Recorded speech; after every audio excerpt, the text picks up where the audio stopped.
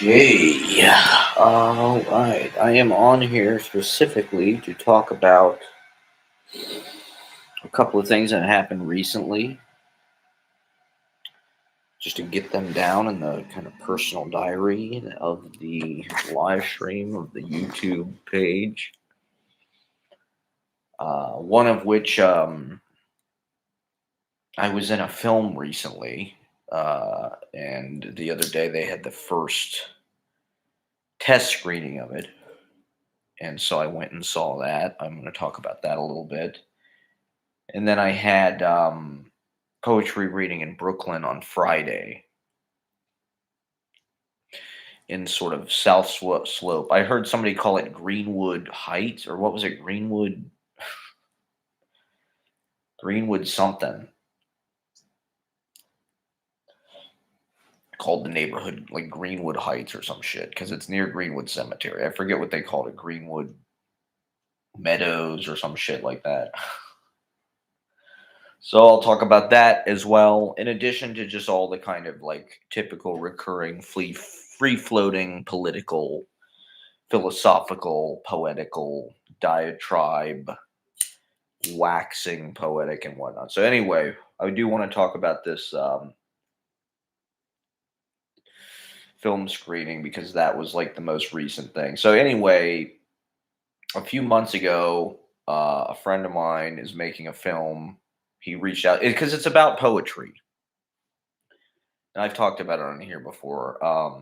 And so I was sort of a consultant on it. They needed somebody to sort of like the lead actor wanted to ask somebody questions about like poetry and poetry world and that lifestyle and stuff. So I met up with him one night and we talked for a few hours. He asked me a bunch of questions about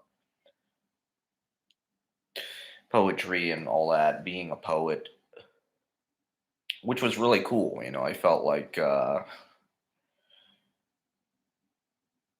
consultant to the film, like James Woods. I always heard James Woods would like do a lot of research for his roles. He'd go and he'd interview people, and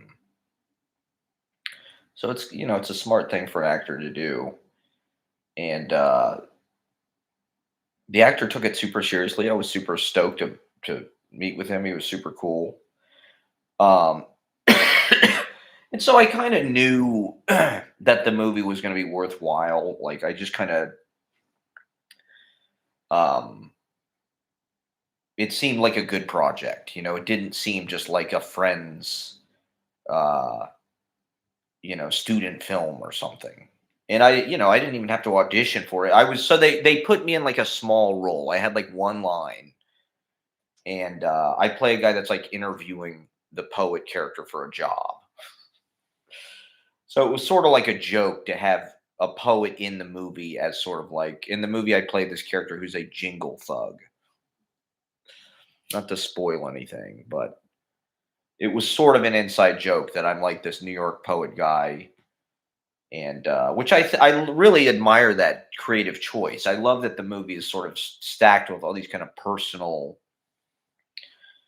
To me, that's a very artistic choice. Like a movie is sort of like a party, or it's like you're gathering kind of a bunch of like good luck charms or something. You're putting together kind of a band of pirates or merry pranksters or something. There's an ensemble kind of synergy and magic that happens being a part of a company. Every plays are like that, movies are like that, where it's like these you come together for a few weeks and you make this thing, and then you kind of go your separate ways. So, anyways, I was super thrilled to be a part of the gang, and it just kind of, like I said, it just kind of fell in my lap in a way. It was, really a nice thing. Probably the best, one of the best things that happened to me this year. And it's like even though it's a low budget indie movie, the director sent me the script. I read the script. It was really an excellent script, which like, with independent film stuff, it can be all over the board. But this movie, like it wasn't completely about poetry to the point that it was like probably alienating the audience. It's a romantic comedy. It's sort of about New York. It's sort of about Brooklyn. There's things about modern society in it, but it's really just kind of there's a really nice touch to this movie. And so reading the script and the cinematographer was they were going to shoot on film, and the cinematographer was the who recently shot this movie. I think it's called Sorry Baby. I haven't seen it, but like I was just thrilled to be involved. I've been trying to kind of get back into movie stuff the last few years. I feel like I've been like in some kind of weird movie re-education program or something, and so it was weird how this opportunity it almost like just materialized out of all the movies we've been watching and stuff. And so I knew, they were going to shoot it on 16 millimeter. Like it probably was going to look really good because the cinematographer like shot this kind of high profile movie recently, shooting on film. That's exciting, like if nothing else, like, and I actually do love being in movies. I love working on them. And the hard part is finding them, right? The hard part is like finding the audition, getting the part, meeting the people who are making the movie. But it's an awesome creative collaboration, right? And I'd like to do more. Uh, like I came to New York to to sort of do that. And it's just the business of it is so off-putting. There's so many hurdles to jump over and so many hoops to jump through with resumes and headshots, and you got to take classes and see casting people. And so I just kind of lucked into this. I mean, my friend had seen me read at a mutual friend's apartment. We did a reading in an apartment, and he just liked my kind of poet vibe. He thought I would be a good like study for the actor, because I sort of maybe reflected and reading the script, I was like, I related to it a lot. It was there were a lot of things uh, from my own experience that, you know, kind of resonated with the movie. So anyway, I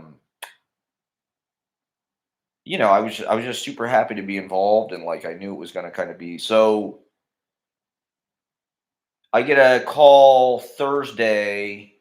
Hey, we're gonna do a test screening of the movie. It's the first test screening he's been, and it's like we shot it in September, and I think I've talked about it on the live stream how I worked on this movie and my experience on set and whatnot. So I won't really go over that again. But so he calls me and he's like, "We're gonna do a test screening of this movie. It's the first cut.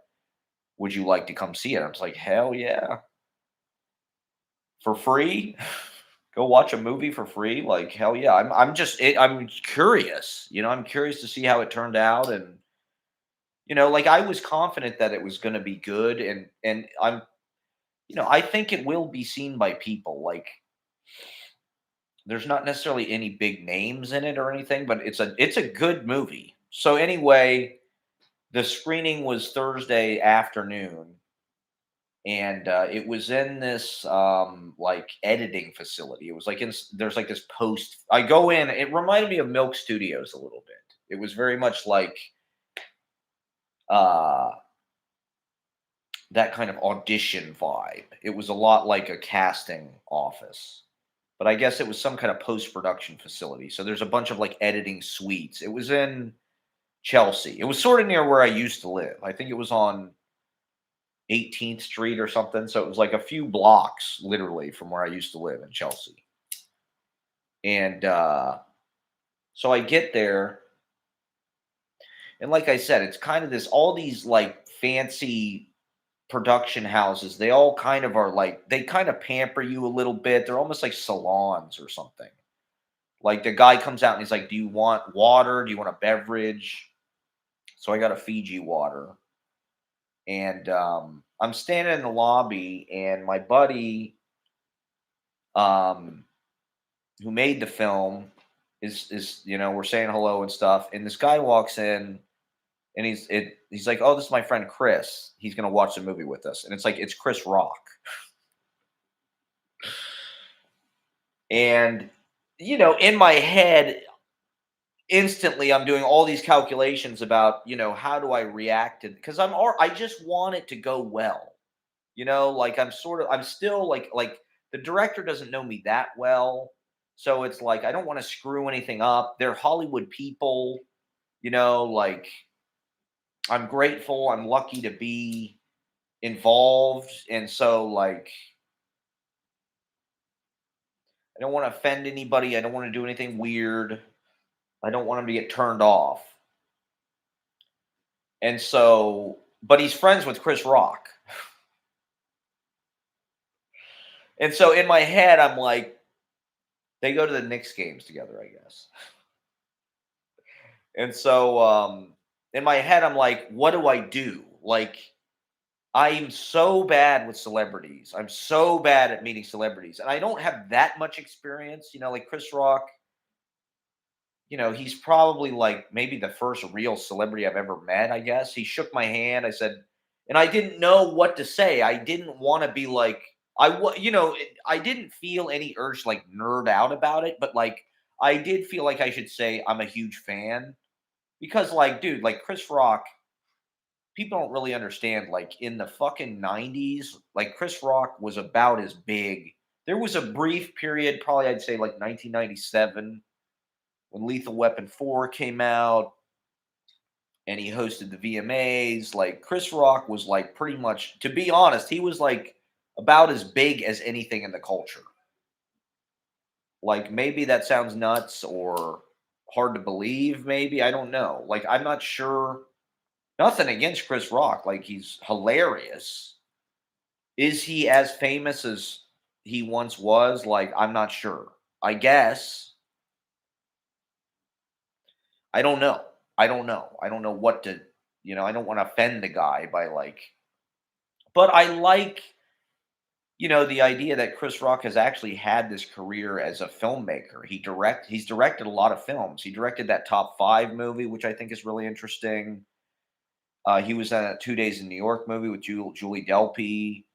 He's directed a lot of films. Like I respect him. I mean, I thought it was a smart choice to have them there to sort of like offer feedback about this movie because he is a filmmaker. Like I don't know if a lot of people would necessarily associate Chris Rock with like being like a director or something, but he does seem like he kind of has the soul of like a film director in a weird way. And I think he does take it seriously, even though he's more known as sort of like this, he was like a generational voice for sure. Like I said, in 1997, when I think Bigger and Blacker came out, dude, he was on the cover of Time magazine. In our house in fucking Hilliard, like my fucking mom like loved Chris Rock. My parents loved goddamn Chris Rock. And we used to watch Chris Rock show. That's what I thought about saying to him. I wanted to say, "Hey, dude, I love the Chris Mullin show. One of the all-time best." I mean, Chris Rock show was legitimately hilarious. Like HBO in the late '90s, the Chris Mullin show. She fine, ain't she fine? And I thought about leaning over and just be like, "I loved No Sex in the Champagne Room." Like Chris Rock was like a big he was a huge thing when we were like 12 years old. He was as big as Sandler or, any of those guys, Rob Schneider, David Spade. And so I didn't know what to do. I didn't want to be uncool and make it awkward while like okay, what flashed in my head immediately was I saw this TikTok video of it's Chris Rock and Adam Sandler in Soho on the street, and this guy walks up to him like filming. And he's like, "Hey, hey, hey." And Chris Rock just immediately like shuts the guy down in kind of like this really like kind of severe way. And Sandler's not really like that. Sandler's supposed to be like extremely nice and friendly to his fans and stuff. And so I'm in my head, I thought, okay, I don't want to like say anything about how I know who he is because I don't want to make it weird. I don't want to be like, oh my God, you're like, I wasn't like starstruck really. I wasn't like, you know, I couldn't even put words together, but like, I'm going to have to sit there in a movie theater. Like, I don't want to make it weird. I don't want to fuck things up. Like, my friendship is with the director. Like I want to be a good guest. I want to be nice. I want to be polite. I don't want to say anything weird by like fawning over like the celebrity friends or whatever. I just wanted to treat them like that's in my like I said, in my limited experience with celebrities in New York. My understanding of it is they usually don't want to. They just want to be treated like normal people. Like how many times a day does Chris Rock have fucking people coming up to him like, "Hey man, like I love Bigger and Blacker. I love black people, but I hate." I just didn't want to be that guy. I just wanted to leave him alone, more or less. That's what I hear from a lot of celebrities. It's just like they want to be left alone. So this guy came to see this movie. He came to like, it was a nice thing for him to do. They're friends.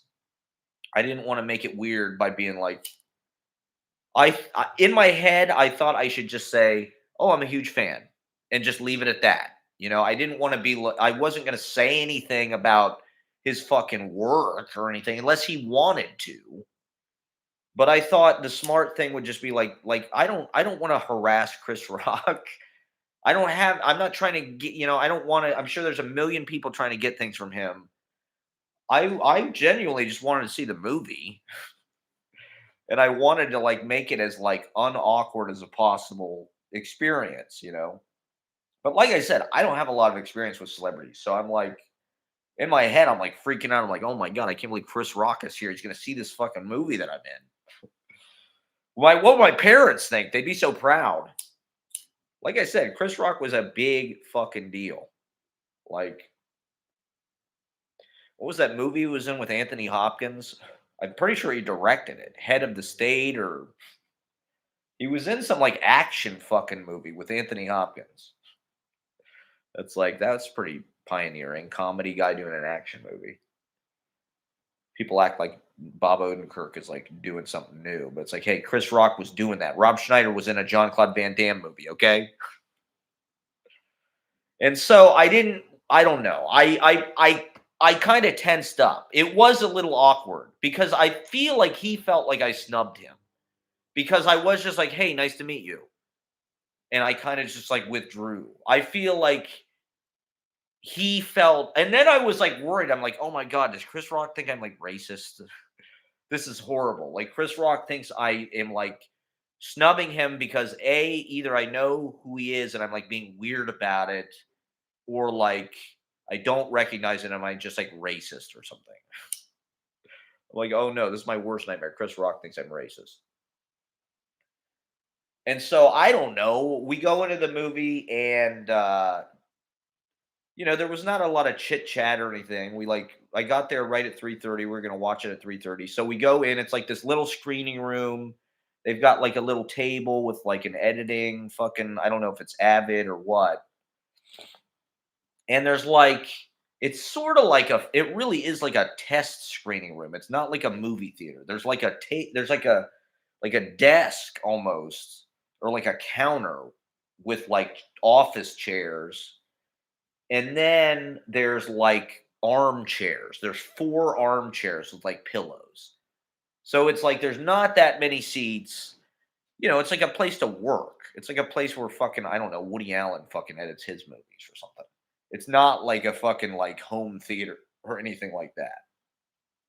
Oh, I forgot to mention, my friends, Fede and Momo were there. Shout out to Fede and Momo. On the call, he was telling me who's gonna be there. He's like, Fede's gonna be there. I was like, oh, cool. He's like, do you know Momo? I was like, yeah, oh sweet. So it's like it was sort of a reunion with old friends too, which was nice. Sort of an unexpected. They're poets. So I think he wanted poets to come see the movie, which is a really cool idea. Like, I'm thrilled to be a part of this movie that's about poetry, and it's well done. It's a good. it's really kind of a miracle because it's like a movie from the 70s.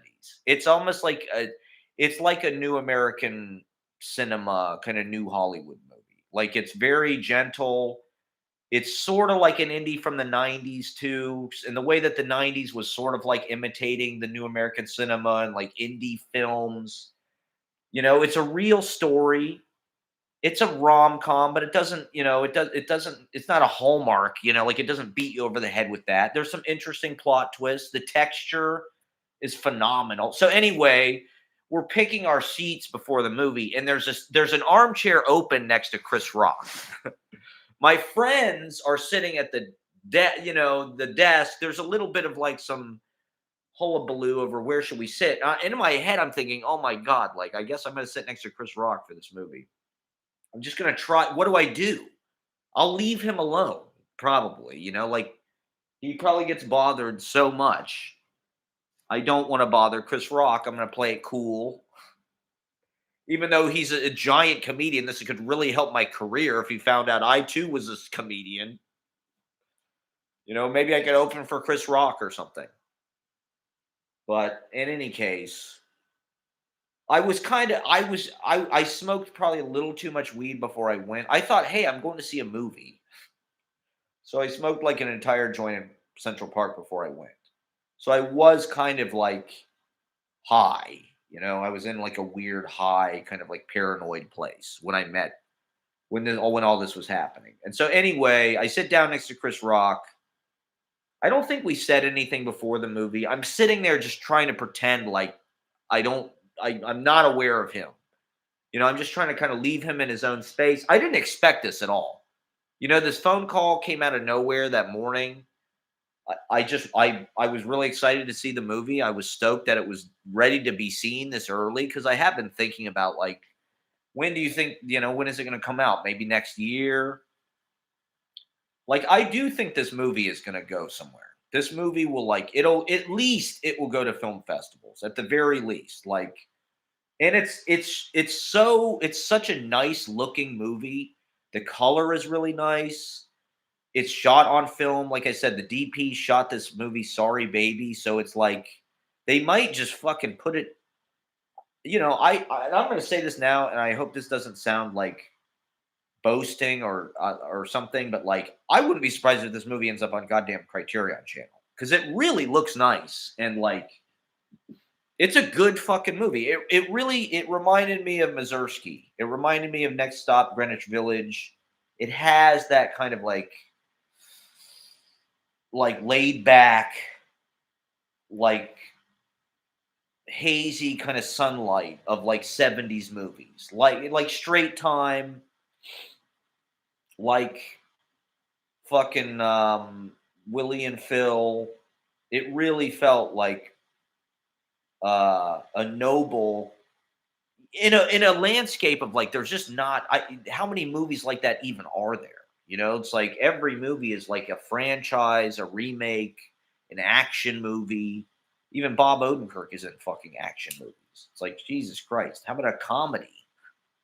How about a goddamn Mr. Show movie?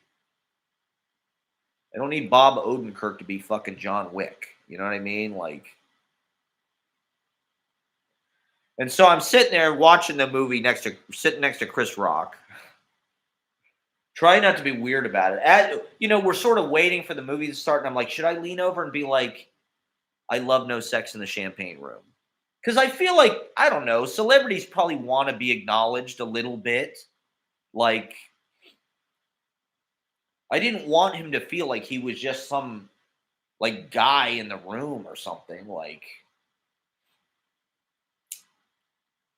because everybody was being super nice to me, and like I was the only person in the movie that was allowed to see it. So that was cool. Like it wasn't a premiere, it wasn't like a screening for fucking the cast or something. It was like poets, Chris Rock, and that was about it actually. I think there was a guy there that was a photographer.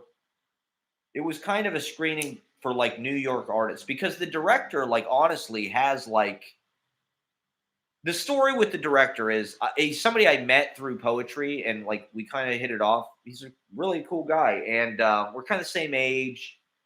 And I'm watching fucking Wolf of Wall Street, and he's in Wolf of Wall Street, and I'm like, oh fuck, this guy's in goddamn Wolf of Wall Street, and he's got a part.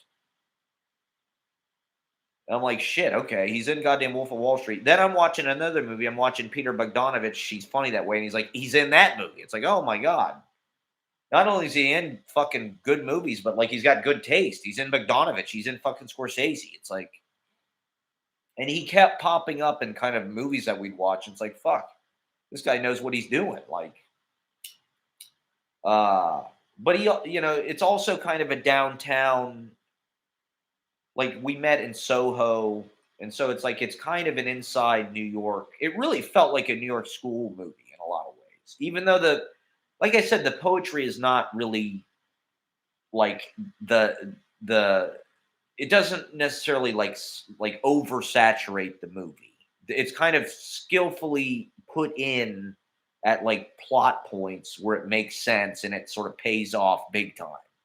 And it's very well done. Like the poetry that they put in the movie is like really a nice, it's not generic. It was really it's just like the director really has a nice touch. It's a funny movie. It doesn't beat you over the head with that. It's about a lot of different things, but it's almost like a Lubitsch thing. It's like it's almost like a soft touch and like a nice, just friendly, positive. There's a lot of pot smoking in the movie, which I liked.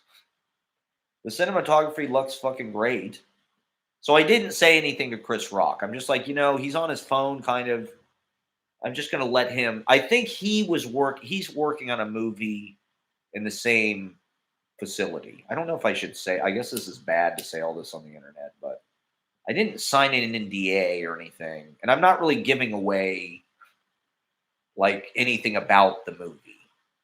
The lead actor is very good.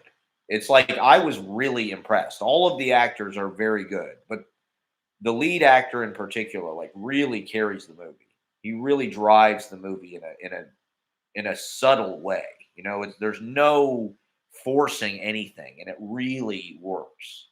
And so I found it actually like a really believable. I hope to God people see this movie on fucking Tubi or whatever, Netflix, Prime. I'm telling you, it will make it, I think. Like the connections are there, the work is there, it looks great.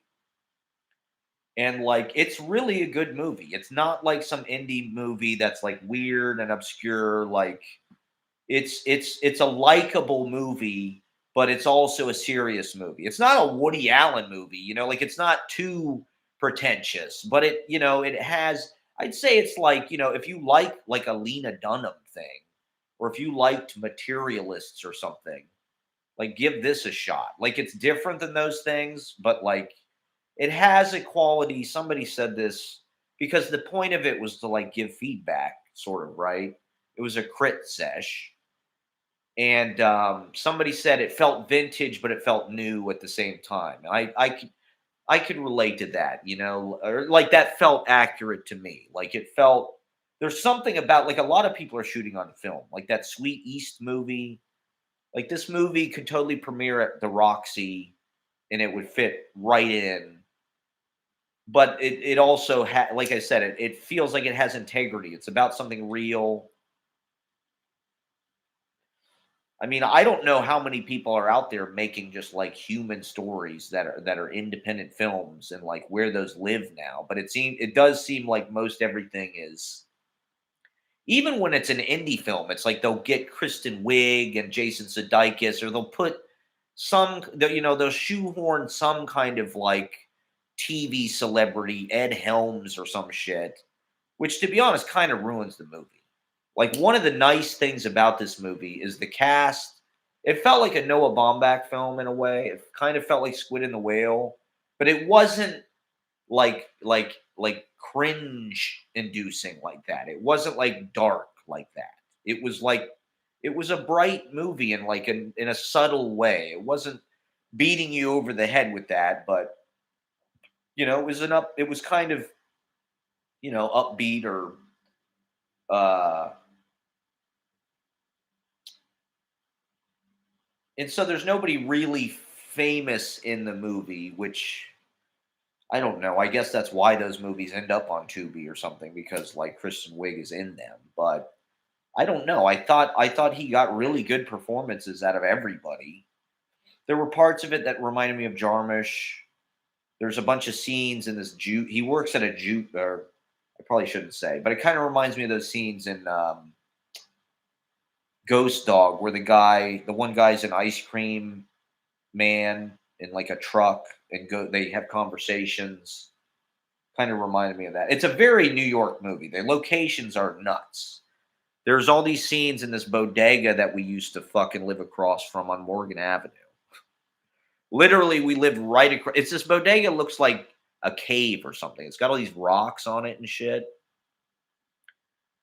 And I literally used to live right across the street. And one of the reasons why I it was hard to live there was because we were right across from the freeway. It was in Greenpoint, so the BQE was literally right across from our fucking window.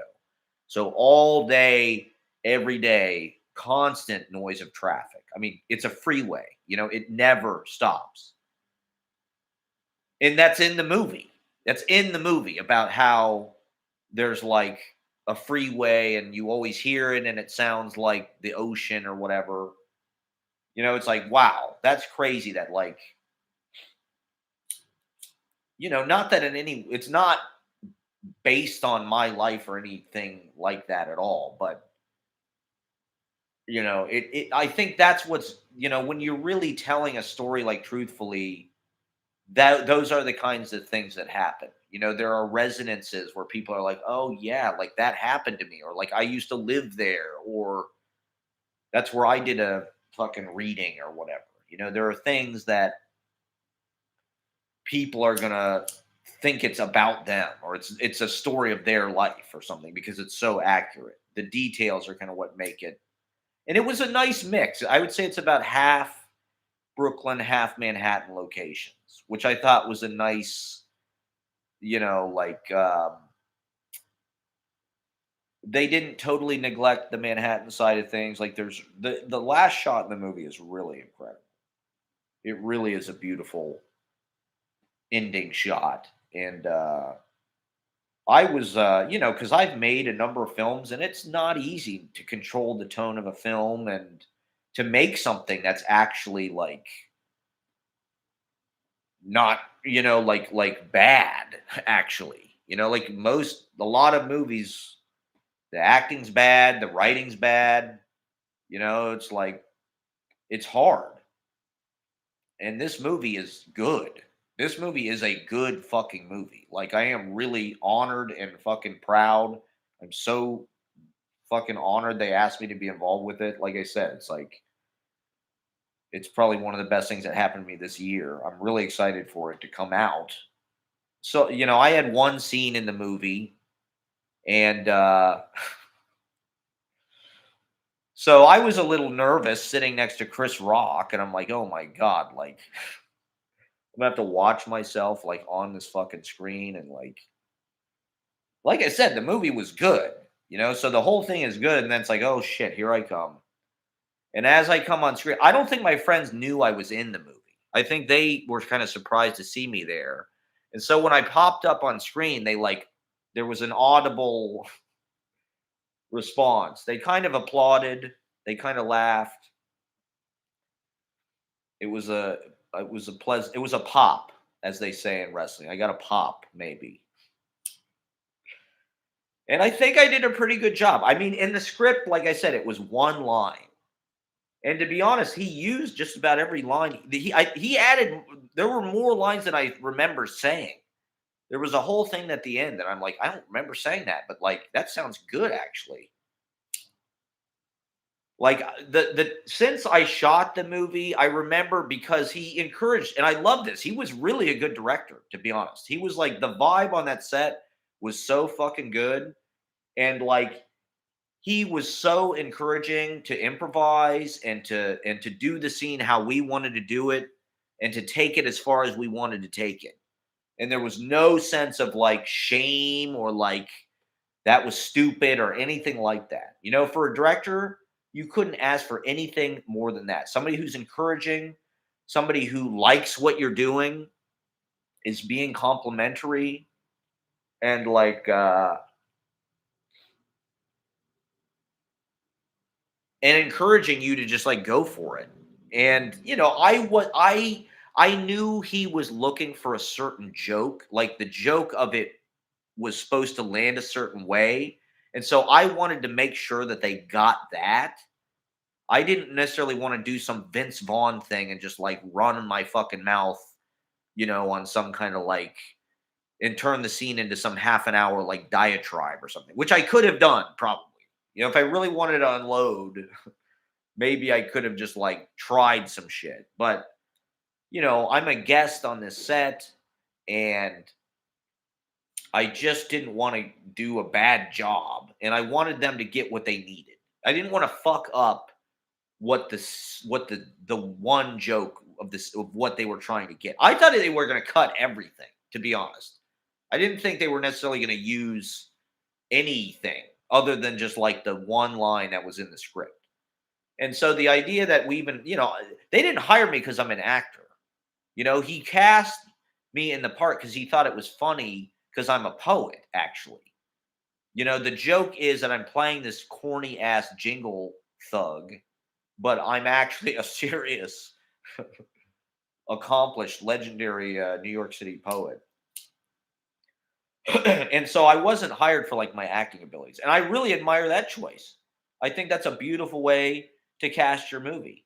Like Waris Aluwahu is in the movie. He's really good. He was excellent in the movie. And so I think just putting people in that like, you know, have a vibe, that's a great way to do it. Like he knows his stuff. The movie mentioned Rene Ricard at one point. So it's like right in the middle of the movie, there's this whole Frank O'Hara scene. And they're sitting on their back watching a projector on the ceiling, which I actually have a poem where I talk about that. I talk about lying on my back watching movies on the ceiling from like 2016 or something. So anyway, the scene, I was pretty good. I mean, people were being nice because I was there and like they know me and shit. But like everyone was very complimentary afterwards. And I thought I did a good job, actually.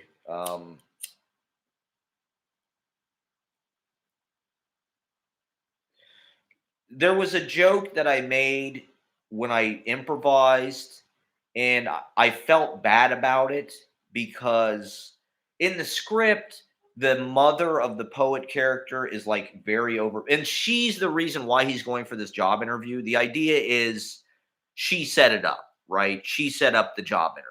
She's trying to get him to do something with his life, and he works at this fucking juice place or whatever, and he's a poet.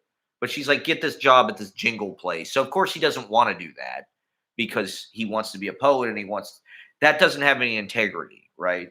It's a being a sellout and it's not artistic.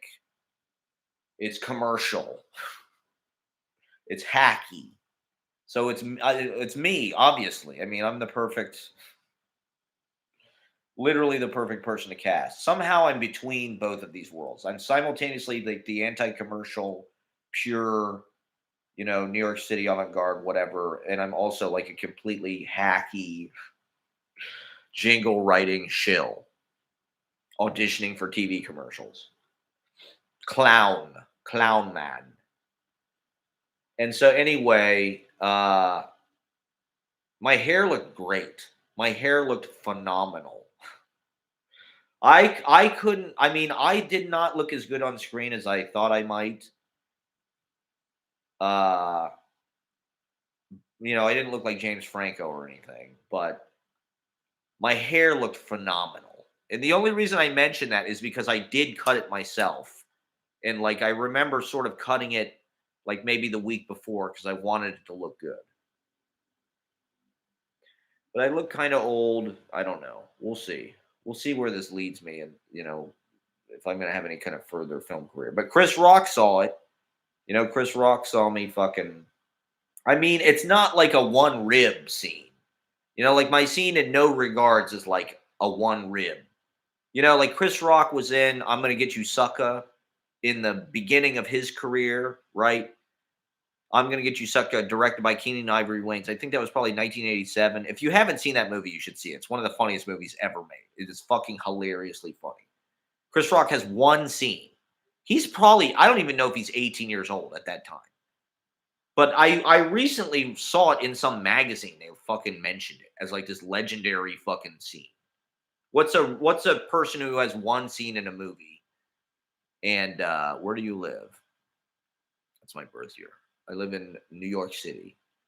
Um, and so my scene is not that good.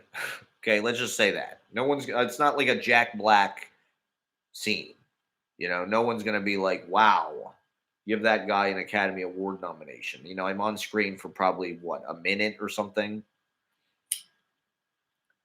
But people were surprised, I think, that I was actually kind of a good actor. I think everybody that was well, at least that's what they told me on the set. They told me, wow,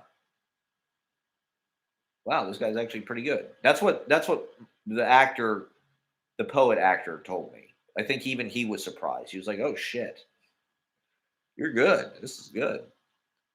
Um, so look for me in this fucking movie coming out.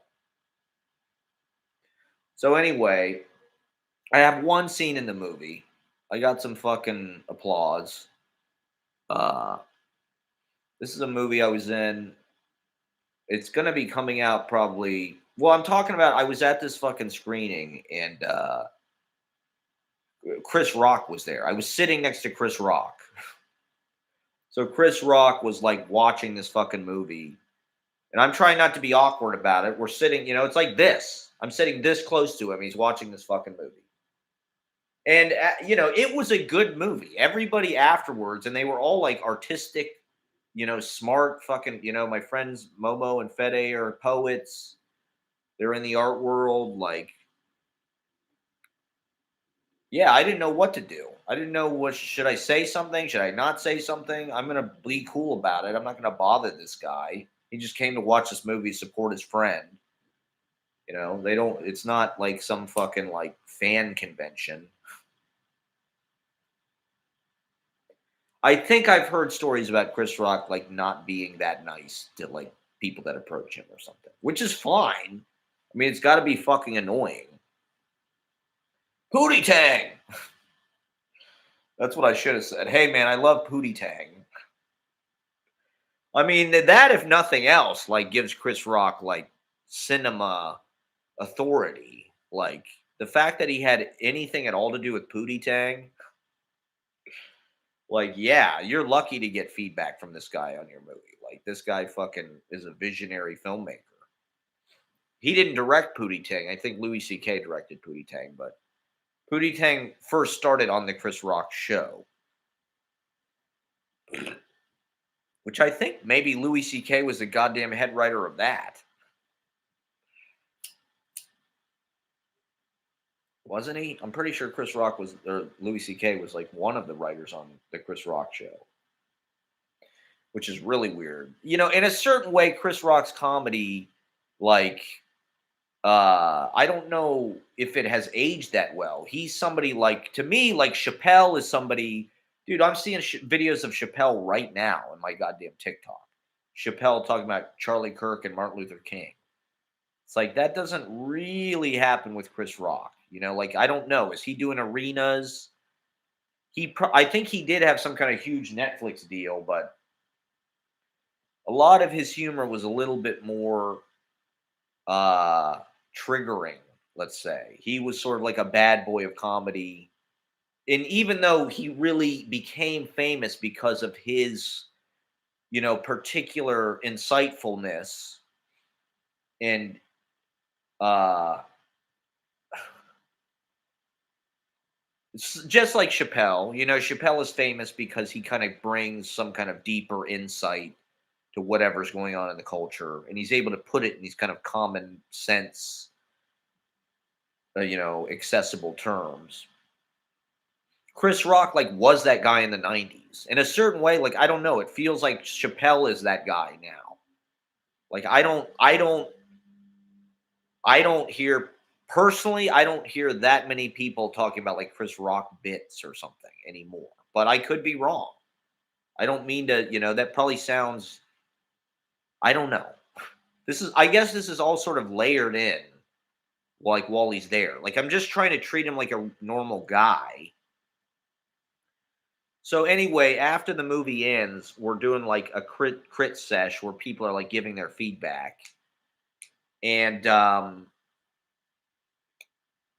I should have been more vocal, because this is the thing with famous people is like in a certain way, like in your head, you are thinking about it like I need to make something out of this. Like this guy could change my life. If I get Chris Rock to like me or something, or if like we hit it off and become buds, like Chris Rock could give me a job. Chris Rock could put me in a movie. Chris Rock could, you know, could save my life,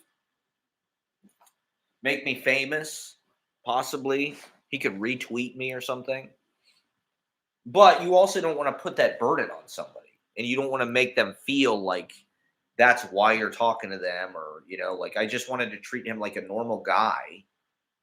And so anyway, after the movie, he's sitting next to me, I'm sitting here, and for whatever reason, like I have a couple friends there, everybody's being real nice to me because I'm in the movie.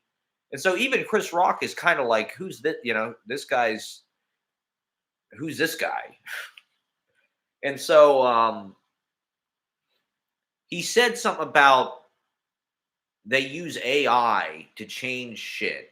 They can change the movie he's working on with the editing. They can use like AI to just like change anything they want. They can change. So he started to say this to everybody, and then like the conversation kind of moved on. So he kind of like turned it to me. So all of a sudden, I'm like talking to Chris Rock about this, about how he's using AI in his movie. But like there's still a bigger group, like that's what we're here for. We're here to support our friend and to give him feedback on the movie. I'm not there to like score points with Chris Rock.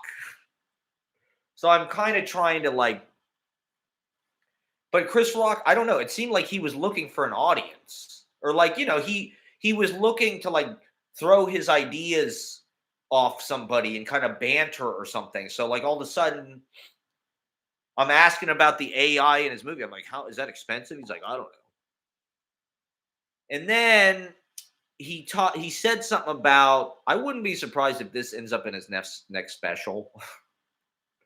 This is probably the worst thing you can do if like you meet a celebrity. Is go on the internet and like talk all about it. It was cool, but he's an intimidating guy. I mean, he's like 6'2" or 6'3". Like he's a tall guy. Like there's a reason why Chris Rock got famous. Like he's fucking smart. He's strong, he's a strong person, And at one point somebody said, because this one guy was like talking a lot. It's like, okay, like give somebody else a chance. At one point the guy's like, it didn't feel like there was that much Brooklyn in it. And Chris Rock goes, oh, there was Brooklyn in it. There was Brooklyn in it. It's like Chris Rock grew up in Brooklyn. Like he knows what the fuck he's talking about. That's kind of intense having that guy tell you that. And so in the movie, one of the plot points is these two women like fall in love or something, right? And so he started to tell a joke about, you could see the like comedy like gears turning in his head, because you could tell he had like a premise where he's like, if this was two guys, this wouldn't even be, you wouldn't suspect them. I couldn't really tell what his premise was because, like I said, there's this whole other conversation happening, but he started to go into it like he was right, like making material or something. So I'm like, oh, that's kind of exciting. Like maybe I can help Chris Rock, like help his joke, come to fruition or whatever. Help him bounce his ideas. Let him like bounce his ideas off me. Like I'm bouncing ideas with Chris Rock. We're riffing. Chris Rock and I are riffing. And so he starts to say, he said something like, well, if it was Clint Eastwood, you wouldn't think they were gay. I think the point he was making was like, with women, it's like more like he's like, if it was Sharon Stone, you'd believe it. Like with women, you kind of believe that that's like, well, she's also a lesbian or something. But it's like with men, that plot point wouldn't necessarily.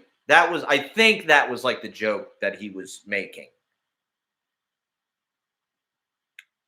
And so like I'm trying to like riff with him, but like the other conversation is happening. And so he's like something about, but I'm also just like being friendly, I'm not like, hey, I'm not like overdoing it. Like I'm not trying to like one up him or something. I'm just kind of trying to help him like build his premise or whatever. And so I said something about, because what my mind immediately went to Diddy. Because he's like, well, if it was a guy, you wouldn't necessarily, like suspect that they're gay, like you would with Sharon Stone. Which, first of all, Clint Eastwood and Sharon Stone, they're kind of dated references. I hate to say it, and even that attitude is kind of dated in a way. I don't know. I think now, like people are ready for a gay Clint Eastwood. But in my head, my mind immediately jumps to Diddy, right? Because Diddy is like sort of a macho presenting guy, but like there he is fucking doing back shots on Carl Winslow. And so, but like I'm talking to Chris Rock and I'm like, I don't want to mention Diddy. Because if I mention Diddy, he's going to be like, I don't know. It's just like, it's too, for some reason, it was like, I thought it'd be too weird to say. If I mentioned Diddy, it would just be like, is that because, is he mentioning that because I'm black? Or, it's like Diddy's kind of in jail right now. And I should have just said it. I should have just said Diddy. But I kind of ate a seat and I said Carl Winslow. I couldn't remember his name, right? Because remember there was that story where the guy from Family Matters, and he's in Die Hard, everybody's favorite Christmas movie, right? Was having sex with Puff Daddy, supposedly.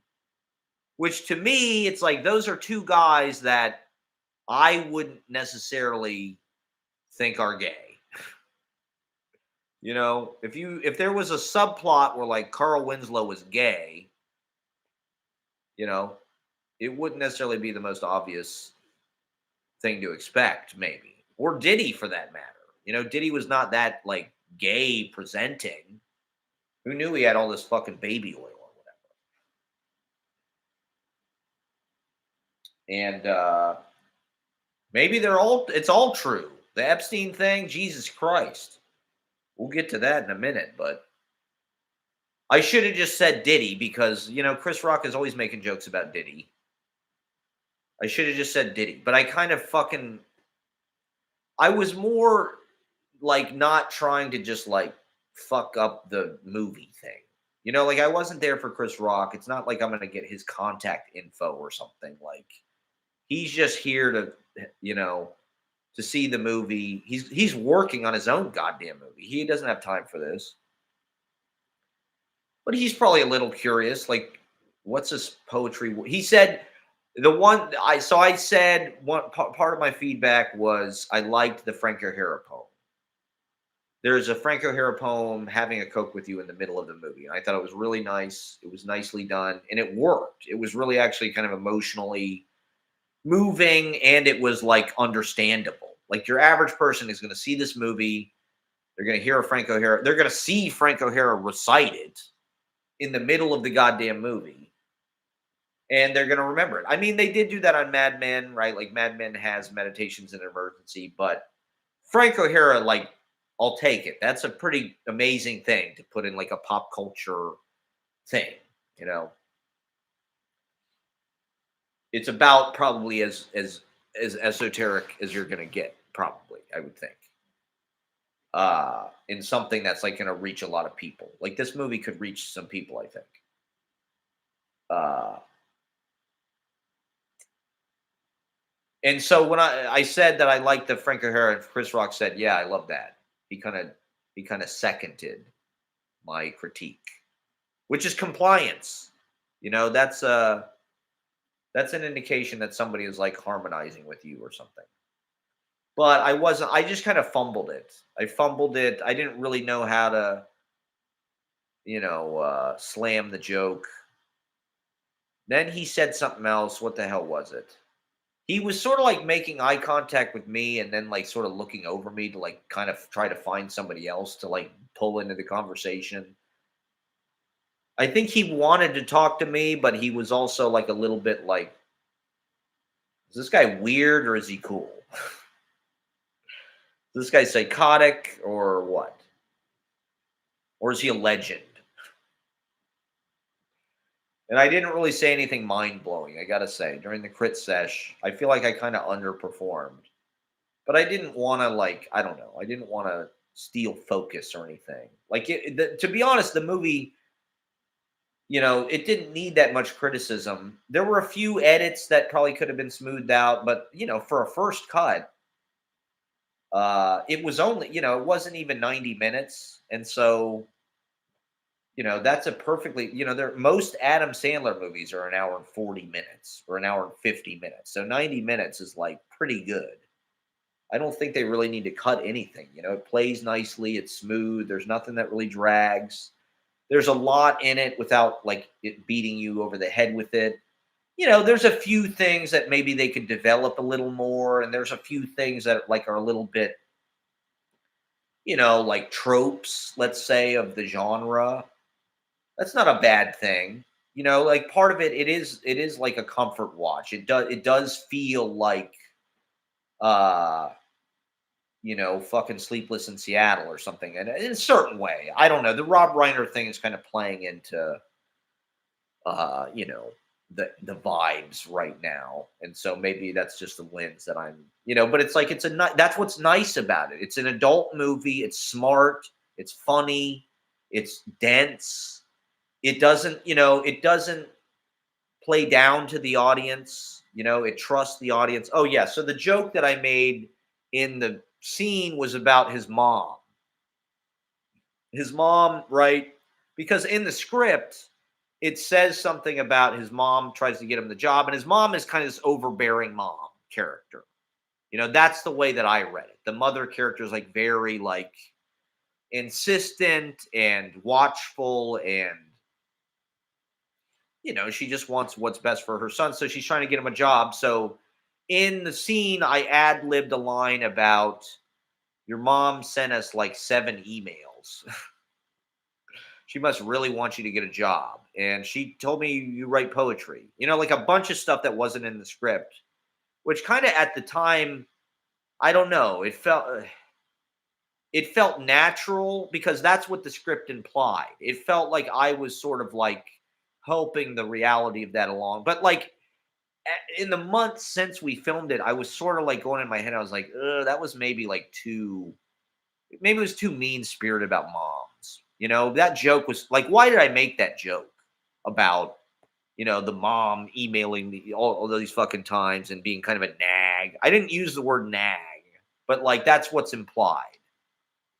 And so I kind of felt bad. I kind of felt like that was my own like personal baggage or something. Like, did I bring that into and it felt like a little mean spirited or something.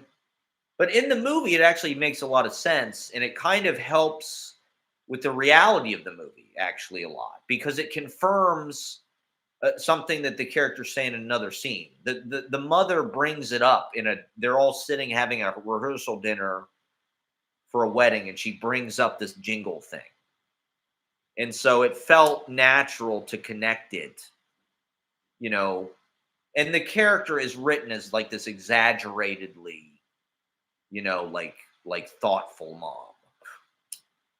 And so it felt like that's something that my mom would do, to be honest. Like when I was trying to get a job, or anytime my mom would try to set me up with like a girl or something, it was always just like, whoa, she would go so hard about it.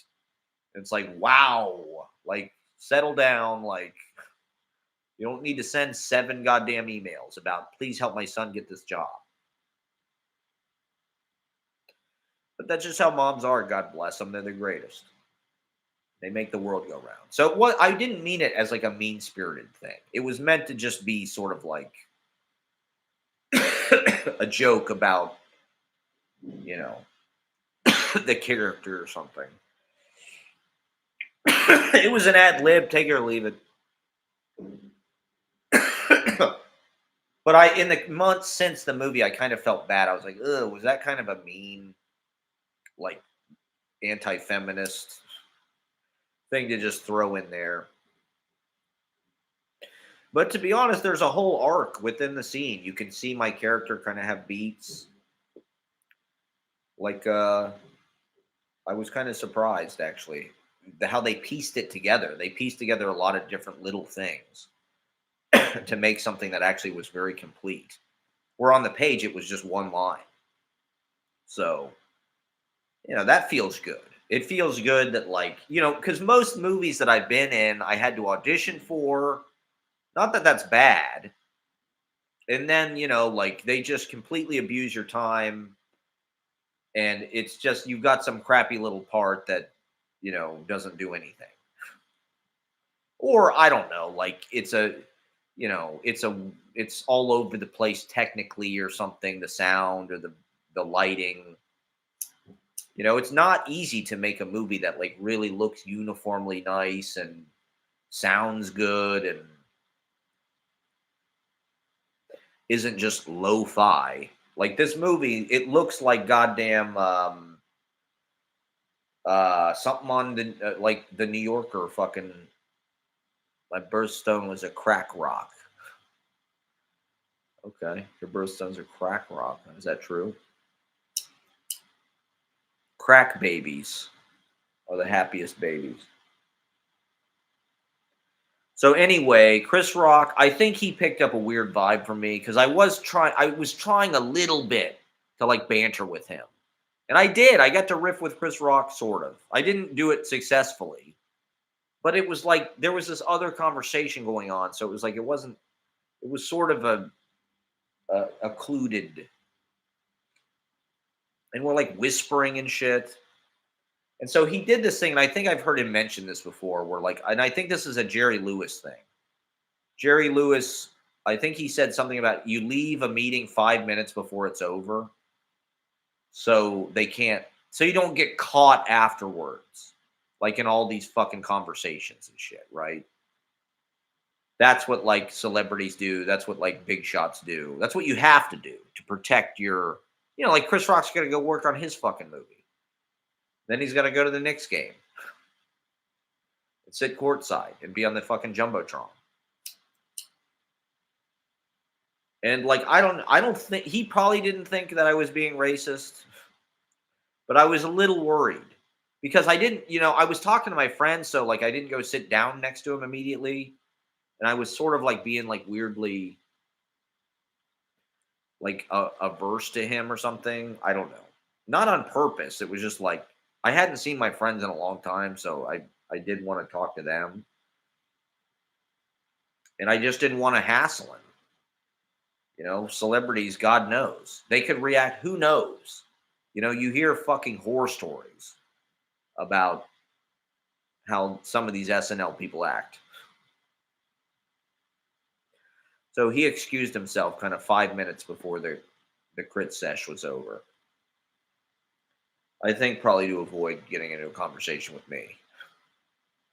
He could feel that I knew who he was. And I mean, I should have said something. I feel now I'm like kicking myself. Like my family, my friend Jake, my brother Jack, They'd all be disappointed that I didn't like get a picture with Chris Rock or something.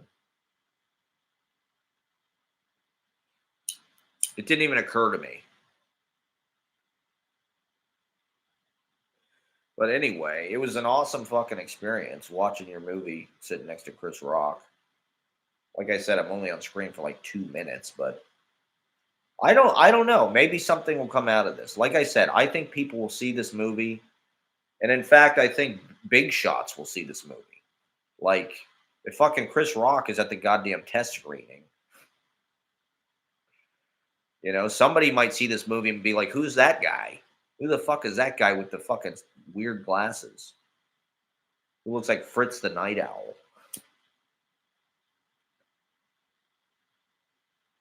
Yeah, so sorry, I'm like in storytelling mode here. I just want to unload this narrative and then we can get to some questions here in a minute. But I did just want to tell my story of my seeing this movie. Like it really is a good fucking movie. Like I'm so fucking honored to be a part of this movie.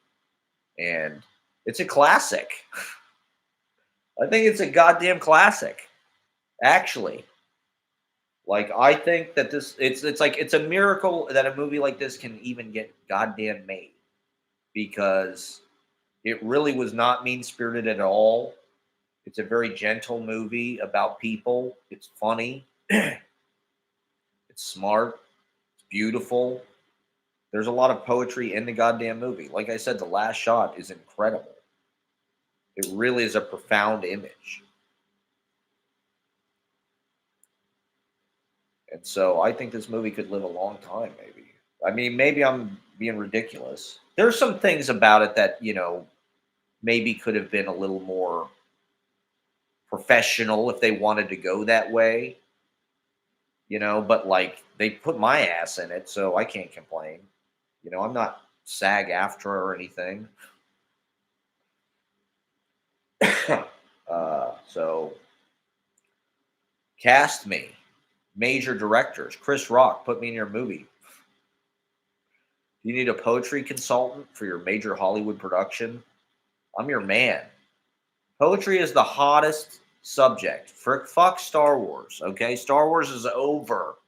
Fucking Star Wars is over, you nerds. Poetry, bitch. Poetry is the new fucking sci-fi, okay? Poetry is a juggernaut of cinema. It's $1 billion Avatar-like phenomena of cinema. This movie's gonna make $1 billion fucking dollars at the box office. I think it's gonna be a tremendous smash. It could be like a When Harry Met Sally. Like, it's an audience friendly movie. It doesn't go too far in that direction. It's not like simplified. Like it's a good goddamn movie.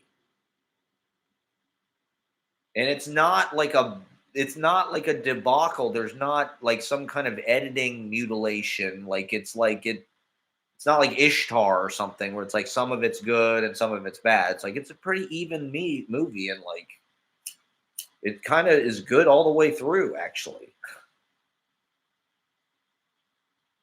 I'm trying not to overdo it. I mean, I did say it's a classic, but um, I don't know. I've been watching a lot of goddamn movies, as fans of the pod know. And so I've seen a lot. It's definitely better than every Rob Schneider movie ever made. I'm happy. Well, I don't know. I mean, I'm happy to go on the record and say it's better than any Rob Schneider movie.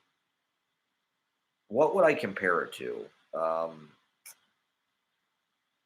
I don't know. I didn't see The Sweet East, but it does kind of feel like a personal indie movie. It doesn't, that's kind of what's amazing about it is it's like it's commercially friendly in a way, but it also feels artistic and it definitely has a vision and a fingerprint and a voice big time. It's sort of eh, like a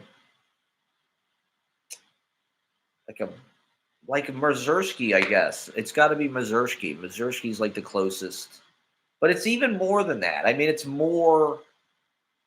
I don't know. Well, I don't know. It's more like there's more dialogue in a way. That's one of the interesting things about it is there is sort of like running dialogue throughout the movie and kind of an even tone. Almost like like certain directors, it's like their voice comes through all the dialogue. Uh, so it's stylized and it felt like a fucking I don't know, Jacques Rivette or something. It felt like Celine and Julie go boating in a way. I guess it felt more like one of those movies in a way. The way that the new American cinema was like doing new wave. I think it's going to be a critical and financial smash. So I'm really honored to be a part of it. Thank you for inviting me. What an experience. What a life experience. I'm getting a little more used every time to being around celebrities. Like I've been around my heroes sort of a little bit. Not that it's gone well at all, but I'm getting a little bit less bad at it every time. Yeah, Celine and Julie go boating. It's like that. It's colorful. The colors are beautiful. It's like a love story. It's sort of like a Jules and Jim story in certain ways. It does, it's got that. It's got kind of Truffaut touch in a way. Things like Stolen Kisses or there's text in the goddamn movie. Jean Eustache. Ooh, there you go. Is that The Mother and the Whore? I didn't watch The Mother and the Whore, but I mean Jean-Pierre Léaud is probably my favorite actor. Maybe.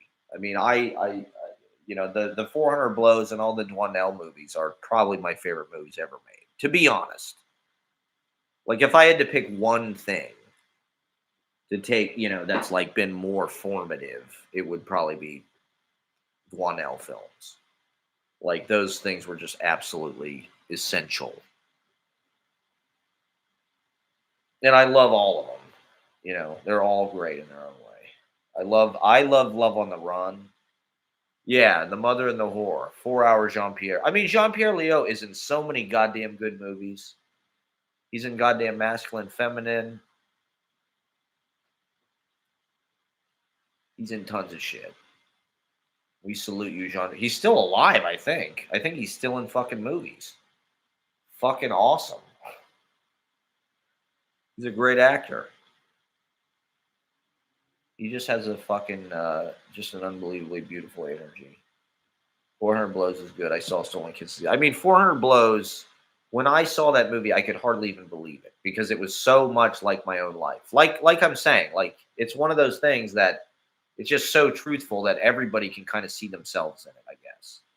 But it's like that movie was so much like my life. It was being, a teenager in Columbus, Ohio. The fact that I was able to connect with that story in Paris, France, that was so aesthetic and romantic.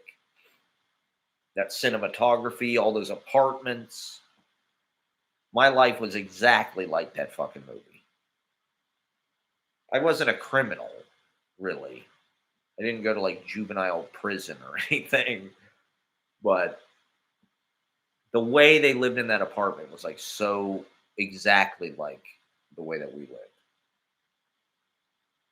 And it's weird. The tone of that movie is so fucking different than the other Dwanell movies are like fucking comedies. By the tone of the first movie, you're like, this character is fucked. You're like, this is so grim. It's like he's in prison, he runs away, his parents don't want him.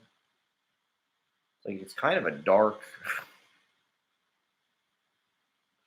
I mean, I guess that's the story of Truffaut's own life, or I didn't have a shrine to Balzac per se, but I had things like that. Like I had little photos of authors and books and little cove and our apartment building looked a lot like their well, not really. I mean, it looked like this weird, Florida condominium sandbox version of that, but it looked enough like it. We lived in an apartment, right? Like they lived, in an apartment, and his mom and the guy she was married to, and just like he was. There's one scene where like he's late for school, right? His mom comes in like screaming or something. He's late. It's like that happened all the fucking time. There was tons and tons of shit with his family dynamic.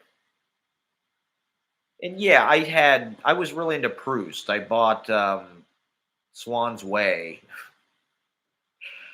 I think maybe even in ninth grade or something. Not that I read it, but I like the idea of it. I've always been attracted to autobiographical portraits of the artist, if you will.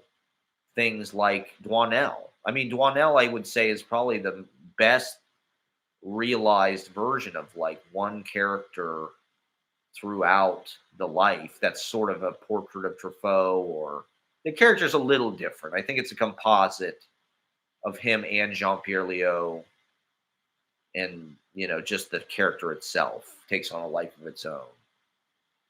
But that first movie is very severe, and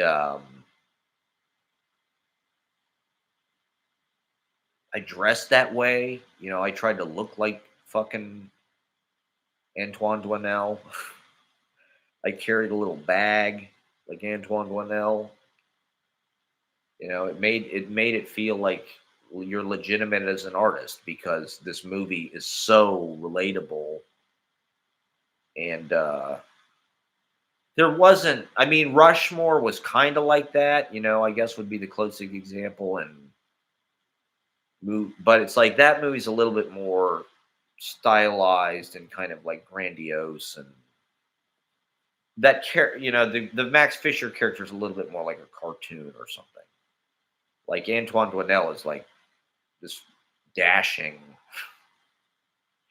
and it's cool. He becomes a novelist. He publishes a book. He becomes a successful writer. Like Love at 20 is an incredible fucking movie. The little short film, like those movies. Now everything is like fucking fictional universe and expanding the canon of a character, and Boyhood sort of followed that character through age. But when I found out the Dwanell thing even happened, it was like, whoa, I can't believe they did this. You mean there's more of these movies? Like, I taped the 400 Blows off Turner Classic Movies. They used to show a foreign film. I think it was like at 2 a.m. on Friday nights. It was like their world cinema. Yeah, La Chinoise. Oh my God, yeah. Also an incredible movie. Yes, he's with Godard. He's with fucking. Isn't he in it? Is he in Selena Julie Go Boating, or he's in a lot of world masterpieces with a lot of different directors? Has he ever been in really that many American movies? I wonder. It seems like he hasn't. He's in. Have you seen La Vie Boheme? The Charismaki, I think. Who, wherever the hell he's from. What is he?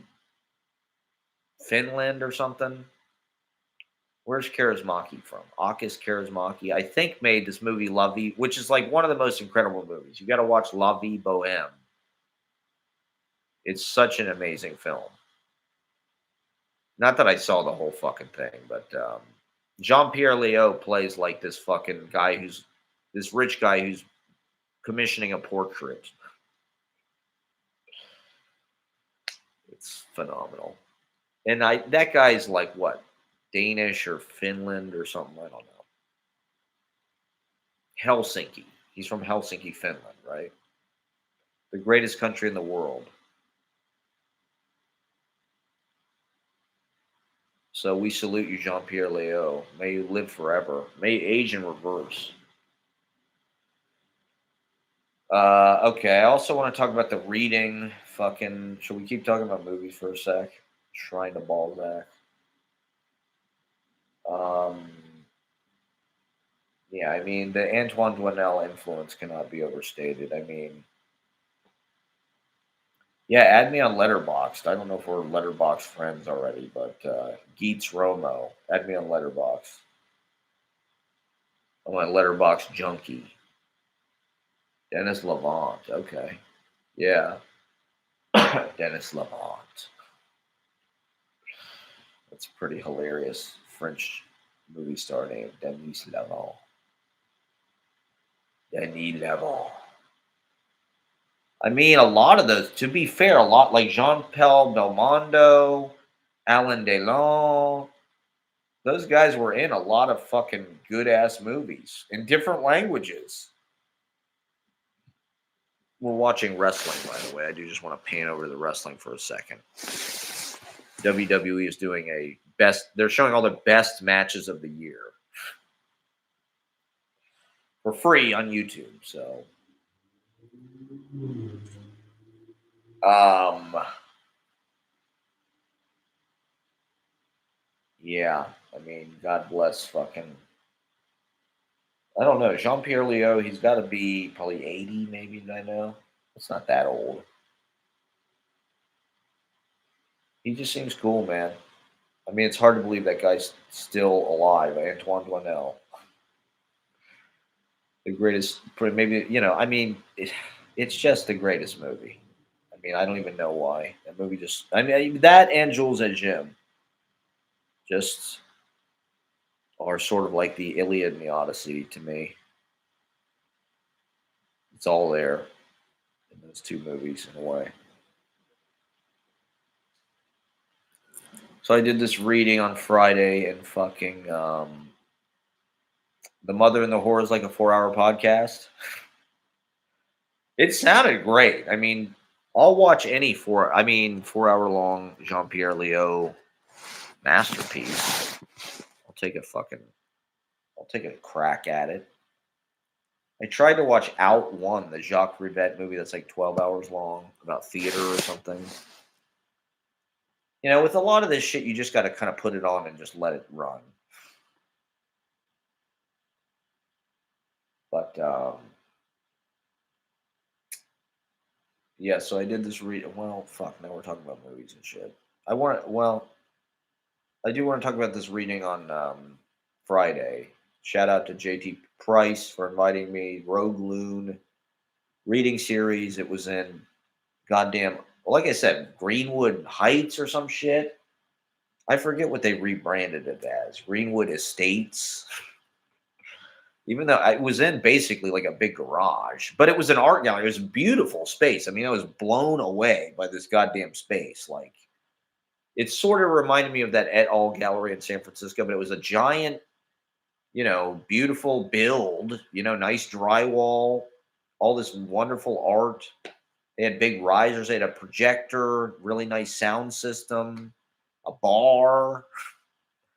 It's sort of near Industry City, and like I would call it. I guess it's not South Slope because it's over by Third Avenue, kind of. So it's a little bit further toward the water, but there's all kind of shit out there now. Now there's that Mama Tried bar is right around the corner. So Industry City's there, Mama Tried is there. Like South Slope has got. It's not that. I mean, when I lived on 12th Street, it felt like the 30s were like, oh my god, it's Siberia. Like that is Sea Witch. Jesus Christ, that's so far out there. Going over to like Freddy's felt like, oh my god, this is like way south.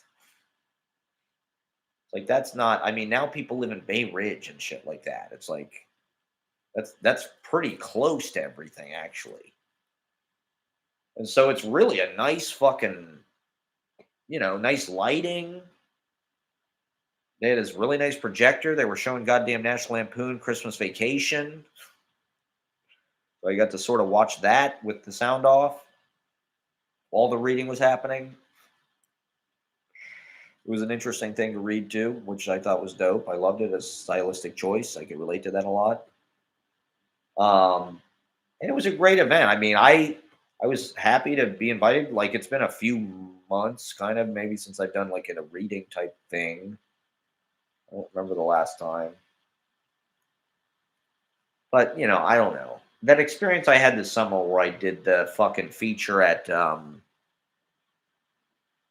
the open mic at Autos and nobody showed up. I mean, that kind of fucking just like made me sort of just be like, you know what? I don't even know what to do. I'll just share my poetry on YouTube Shorts, I guess. Do people watch my poems on YouTube Shorts? I get more views on YouTube Shorts. I'll get 1,400 views on a poem on YouTube Shorts. It's crazy. So I guess the people of YouTube are hungry for poetry. Disjointed, nonsensical, unintegrated psychobabble.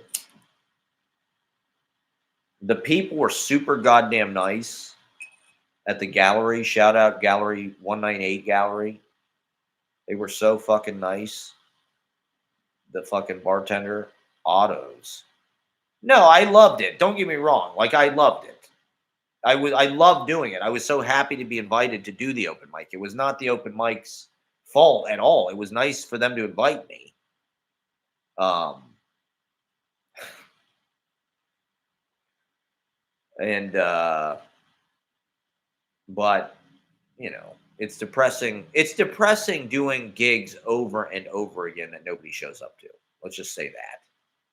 Or that like 6 people show up to.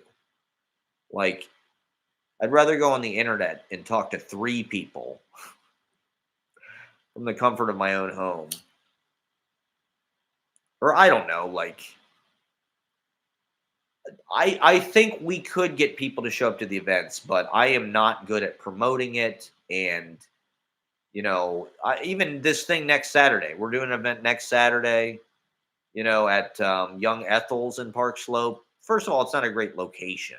I mean, I love that place, but it's not like doing something downtown Manhattan. It's just sort of like it's hard to get to first. Although, when I went out there, I was like, Jesus Christ, all the fucking cool people live out here. All of like the fucking stylish, like arty people are like in goddamn Brooklyn and shit, obviously. Manhattan's full of finance people, students, bridge and tunnel people, tourists. All of like the really like art school people live in goddamn, you know, that corridor. Park Slope, South Slope, Sunset Park, Bay Ridge, Flatbush, fucking Crown Heights, all of that shit. All of that whole area. Fucking Carroll Gardens, Cobble Hill. Like there's way more like progressive, fashionable, intelligentsia type people than in the Upper West Side.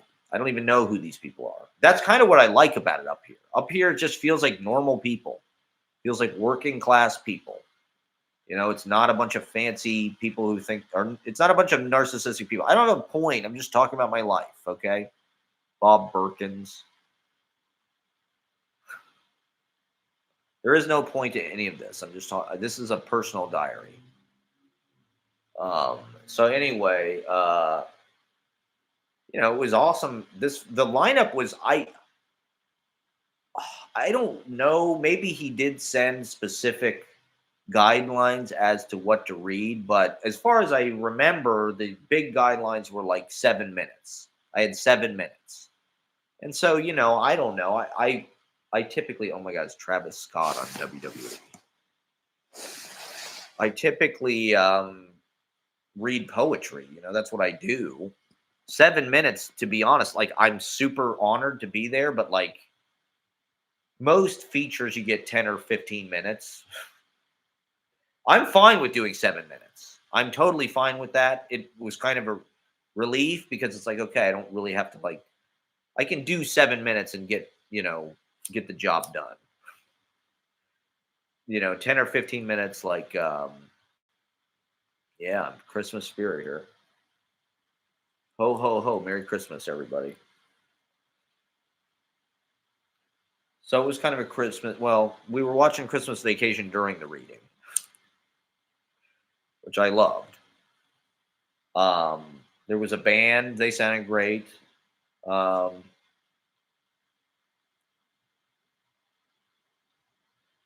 and it was chill. It was like the gallery. They owned it. We could kind of just stay and hang out. There was no like you got to get the hell out of here. The guys who ran it seemed down. It wasn't like okay, we're closed, get the fuck out. It was like they were down to hang and we smoked. Well, I probably shouldn't say that, but in any case, so I had 7 minutes and I went first, which I was happy to do. Honestly, I heard somebody say if you can't go last, go first. And if you can't go first, go, I forget what was after that. In the middle, maybe. But I kind of believe that. I mean, if you can't go last, go first. Like going first is not bad. It's kind of a you can set the tone and you can kind of just get it over with. You don't have to sit around, wait around, be nervous. I can be good in the first slot. I'm fine with that. Like it's like a wrestling pay-per-view. It's like if you're first on the card, that can be the best part of the match. That can be the best part of the whole pay-per-view, to be honest. Sometimes. Bret Hart, Owen Hart, WrestleMania 10 was the first match. So I don't mind going first, really. Who are you on a chess game? What does that mean? Where am I? I like the knight piece. I feel like the knight piece. It moves in kind of a funky way. Life is precious. That is true. Life is real fucking precious. Anyway, so I don't know. I was looking all over for something to read for this. Like I said, I didn't know what the guidelines were exactly. It was 7 minutes. I had a conversation with the JT Price who booked it, and he said that if you're out there watching, shout out, my man. Thank you so much. It was a blast. I thought it went really well. I was honored to be alongside such fine writers. And it was well done. It was a well done event. It was very nicely put together. Um, But he had mentioned something about how he watched my live streams and maybe those could be turned into like essays or something. So I thought about, well, I was reading this piece that I thought about doing that. I thought about trying to develop my live stream transcripts into like an essay or something. But I was reading this piece in the Paris Review by Kabe Zahedi that Ashley mentioned. And it's basically like his TV show. It was sort of like a transcript of like first person recountings between him and like this woman he's involved with. And so I thought, well, that's kind of like what I was going to do with my live stream transcripts. It's like, let me just get a transcript of my live stream. Let me try to do that for the reading. Like let me look at my Ordinary Wonder novel, which is my pandemic super novel, which is all of my live stream transcripts from the pandemic. It's 2,500 pages. Ordinary Wonder, my pandemic super novel, my Warholian pandemic super novel. And so I'm looking through it like, is there anything I could read at this event that's 7 minutes that like would fit the bill? Like a transcript of my YouTube live streams that maybe I'll try one today, actually. Maybe I'll try it on this. Um, Thank you, man. Thank you, Bob Berkins. And I thought about doing that because like I said, it was not specified on the flyer or anything, but like I, he does a magazine, and I think there's poetry and prose in the magazine, but I didn't realize it. But every other writer on the reading was prose writer, and they were all reading like very like narrative, like short stories and excerpts from novels and shit like that. Like there was no poets on the thing at all, which was kind of interesting. I guess that says something about my writing or something, how it strikes people. But in any case, I went in there, I didn't know that. And so ignorance is bliss. And I went in there kind of full bore. And I found I looked everywhere. I really wanted to read something from my big new notebook, but I just couldn't find anything that really worked for this. And so I was looking through this, my trusty pocket. You may know it from my YouTube shorts or my live personal appearances. If I'm at an open mic, I'm probably reading from this. This is my Indiana Jones and the Last Crusade, you know, pocket diary of the Holy Grail, which is my own life. And so I found this piece that was a few months old that I don't know. It's like it has to speak to me. Whatever I'm going to read, it has to like speak to me. And it has to feel right for the audience. And I was going first, so I didn't fucking know everybody's going to read prose. Since I went first, it was like not awkward.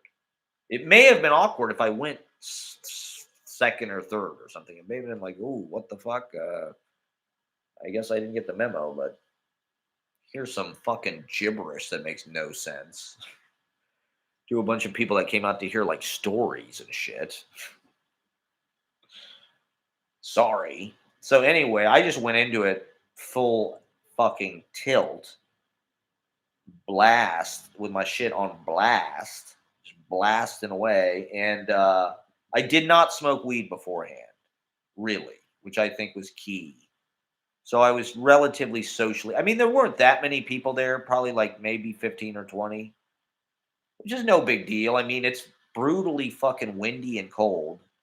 It's not, I mean, it's not that easy to get to. And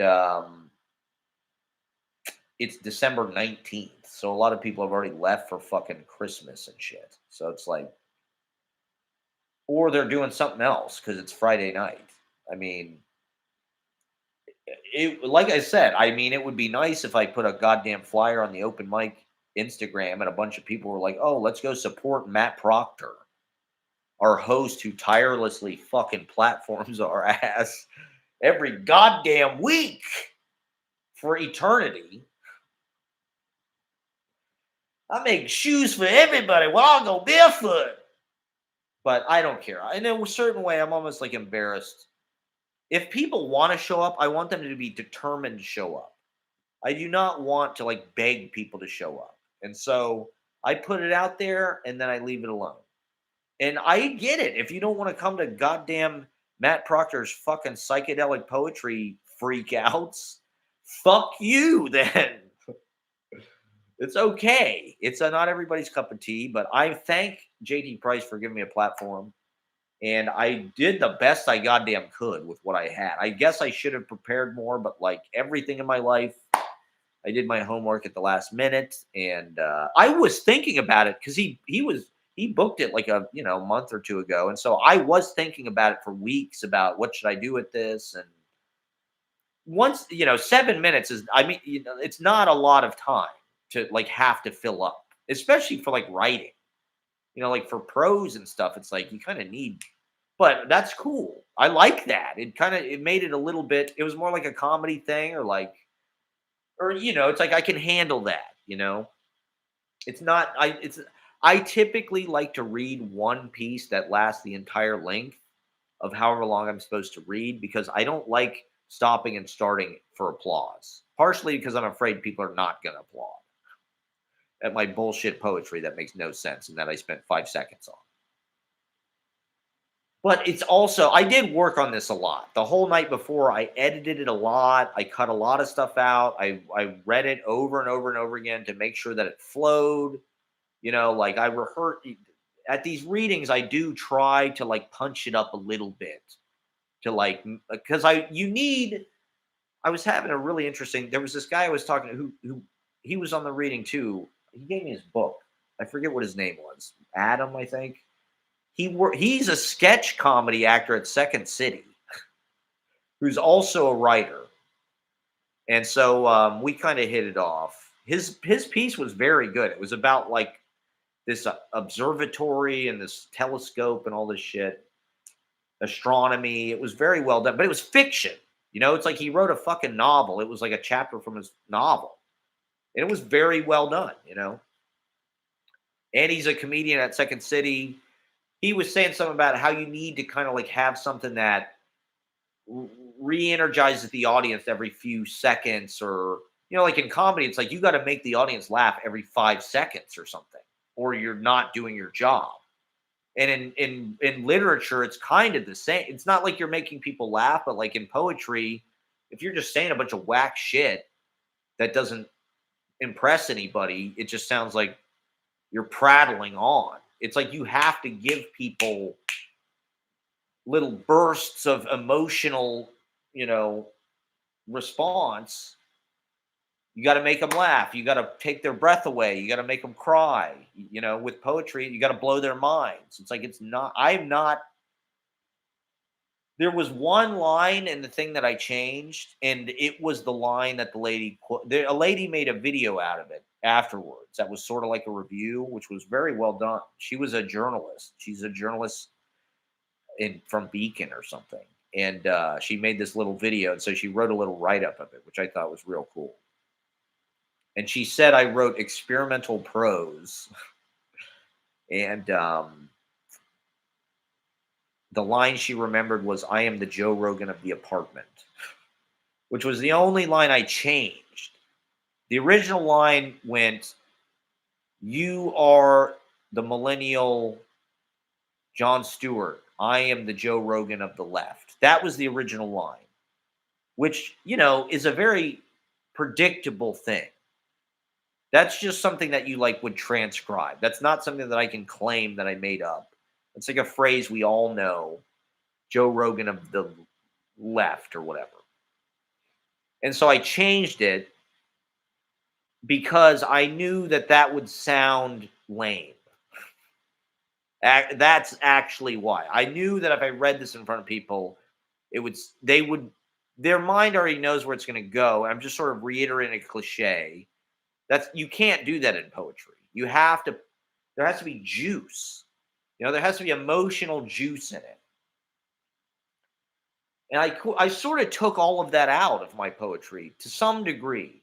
Not totally, but like my poetry is so channel surfy and like schizophrenic and distracted that like it doesn't sustain those emotions really that long.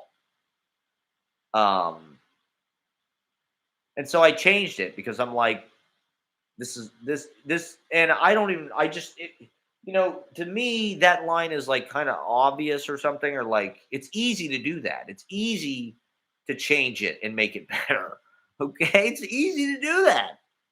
It's easy to be like, this is bad. I'll say this instead. For whatever reason, I try to work with what I have generally. I don't like rewriting. I could probably impress people a lot more if I rewrote stuff because, I don't know. I just typed this thing up and, I think I did a good job. Uh, but I mean, I think that's one reason why the woman said I wrote experimental prose, because my work it's not necessarily going to strike you as like poetry necessarily, because it's not like some flowery, gushy, or like, vulnerable sharing. I don't know. My poetry is like this aggressively intellectual, like neurotic stand-up comedy pontificating word art. But it's also, I mean, what this really is about, this poem is really about defying expectation and surprising people with language and defining reality in sort of like this dreamlike way that's abstract and comedic and sort of slapdash and slapstick and like slipping on a banana peel of language or something in your brain. Your brain is the banana peel.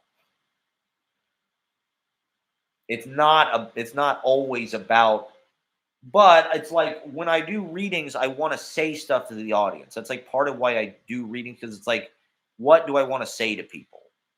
That's what I try to put in my poetry. Political stuff, opinions about, social mores or life or literary scene, or, whatever I want to say to an audience. I basically usually whatever I say in my live streams gets condensed like milk into poem somehow. Or like when I was a little kid, I remember from my dad brought this thing back from Florida. It was a little alligator that was like a sponge. And if you poured water on it, it was supposed to grow to be like 40 feet. And I remember being like, whoa, that's incredible. Like, this thing's going to be amazing. It's like, it's going to be so big. We're going to have this giant alligator thing. Like, how's this going to work? It's going to be so cool. And I poured the water on it and it didn't do anything. It literally just stayed the same fucking size. But a poem theoretically is supposed to be like that alligator. It's supposed to blow up to 40 times its size. You pour a little water on it. You pour a little water on something small, it blows up and it's a live stream. You take the little mental seed of the idea and you fucking yap about it, and then you've got a big alligator of a live stream. And that's poetry entertainment. That's poetainment, folks. That's entertainment tree. With Chris Rock, okay? The name drop, name drop, name drop. Everybody does a frog splash in wrestling now. I hate that. Everybody does a goddamn frog splash. Logan Paul does a frog splash. Dominic Mysterio does a frog splash. Rey Mysterio just did a frog splash. I guess that's an Eddie Guerrero thing, but that's cool. The Three Amigos is cool. Anyway, I was talking about poetry and how it's like an alligator. Everything's like an alligator all of a sudden. Ashley wants to go to the Everglades. In any case, you see those Epstein files? We're going to get to that. We're going to get to the files, everybody. But I'm going to talk about my poetry reading first. So anyway, the one line that really got a big laugh, I am the Joe Rogan of the apartment. I don't know. It's just kind of like an easy joke to make about. But it's also a truthful image about, I mean, I am. Look at me. Look at what I'm doing right now. And it's kind of an annoying, self-deprecating joke about being like a podcast bro. And so I don't know. I read these sort of like highly personal, encoded inside jokes about my own life to myself in front of strangers and try to pass it off as most people. I don't know. I mean, it went pretty well. There was no major hiccups. Like, I don't necessarily think the audience was surprised. I got a couple of laughs. I got, like I said, the Joe Rogan line got a big laugh, and the lady mentioned it in her Instagram post. I guess I should change more lines. Should punch up more shit.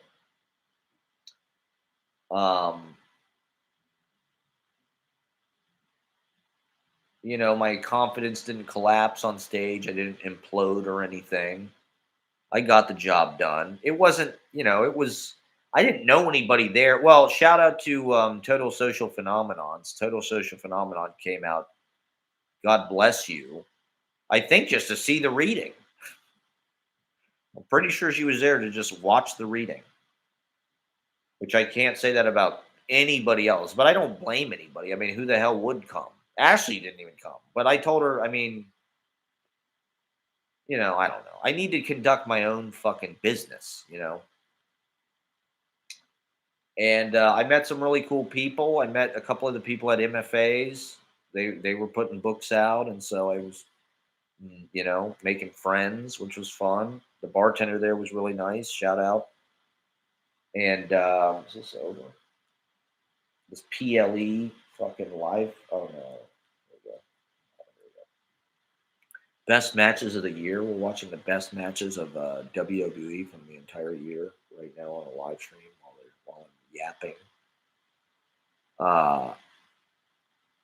So yeah, I don't know. I went first. I was fast. I was quick. I was all over the goddamn place. I said a lot of fucking shit, and I'm sort of used to being in front of 30 or 40 people at a time. And so I wasn't really nervous or anything. I felt comfortable with what I was reading because I went over it, went over it, went over it, and cut stuff out. I mean, it's a little hard to read it from this diary because it's in my own handwriting, and I'm just, the way I notate how shit is crossed out is kind of haphazard. So it's like you get in front of people. For some reason, we weren't using the microphone.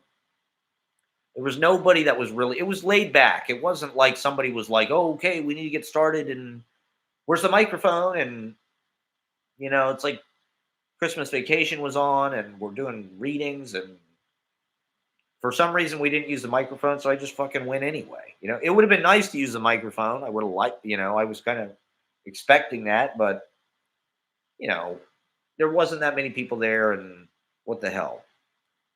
Uh, I try not to be too cocky with my readings because sometimes I just get, I don't know, like that's the point of what I'm writing. I'm writing stuff that's fun to say on stage that, like, if I went and saw me, I would be blown away.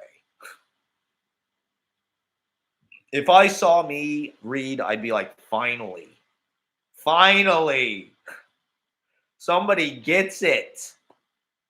Somebody gets it. But I feel like a lot of the people, I just freak them out. So I try not to be too insane. I didn't. That's why I didn't smoke weed right before I went on.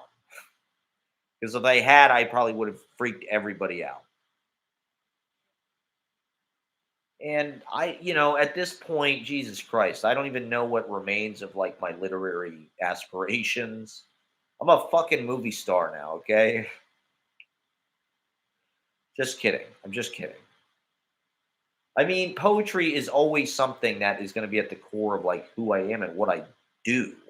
And so, like, I don't know.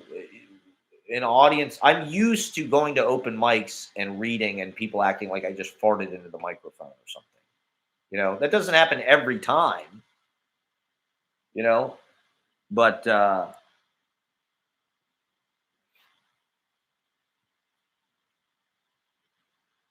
even that reading at Autos in June, there were a couple of guys there that were like in a band or something, and they were really cool guys. They were like these really cool, like punk. I think they were.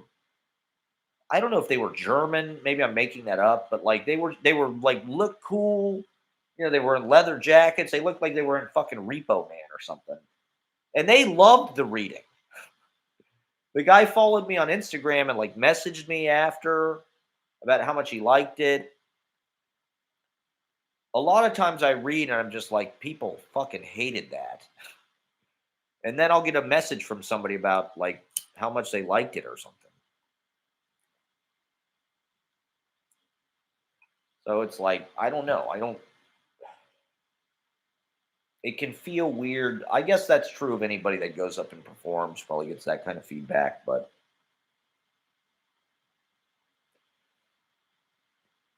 uh, that's what we have to do. We have to go out and get in front of people and like show what we can do. And that's how we get opportunities. That's how we meet people. That's how we,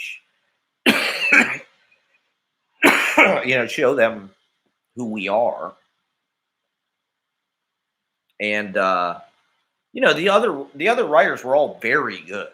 They were all like professional writers, to be honest. They all felt like, like this one guy read a piece about the porn industry from his novel, and it was like very, well written storytelling. Then there was a break, and there was a couple more. Everybody read prose, like I said. Um, there was one, like this one guy had fucking shit in the Paris Review, the New Yorker, and every fucking thing.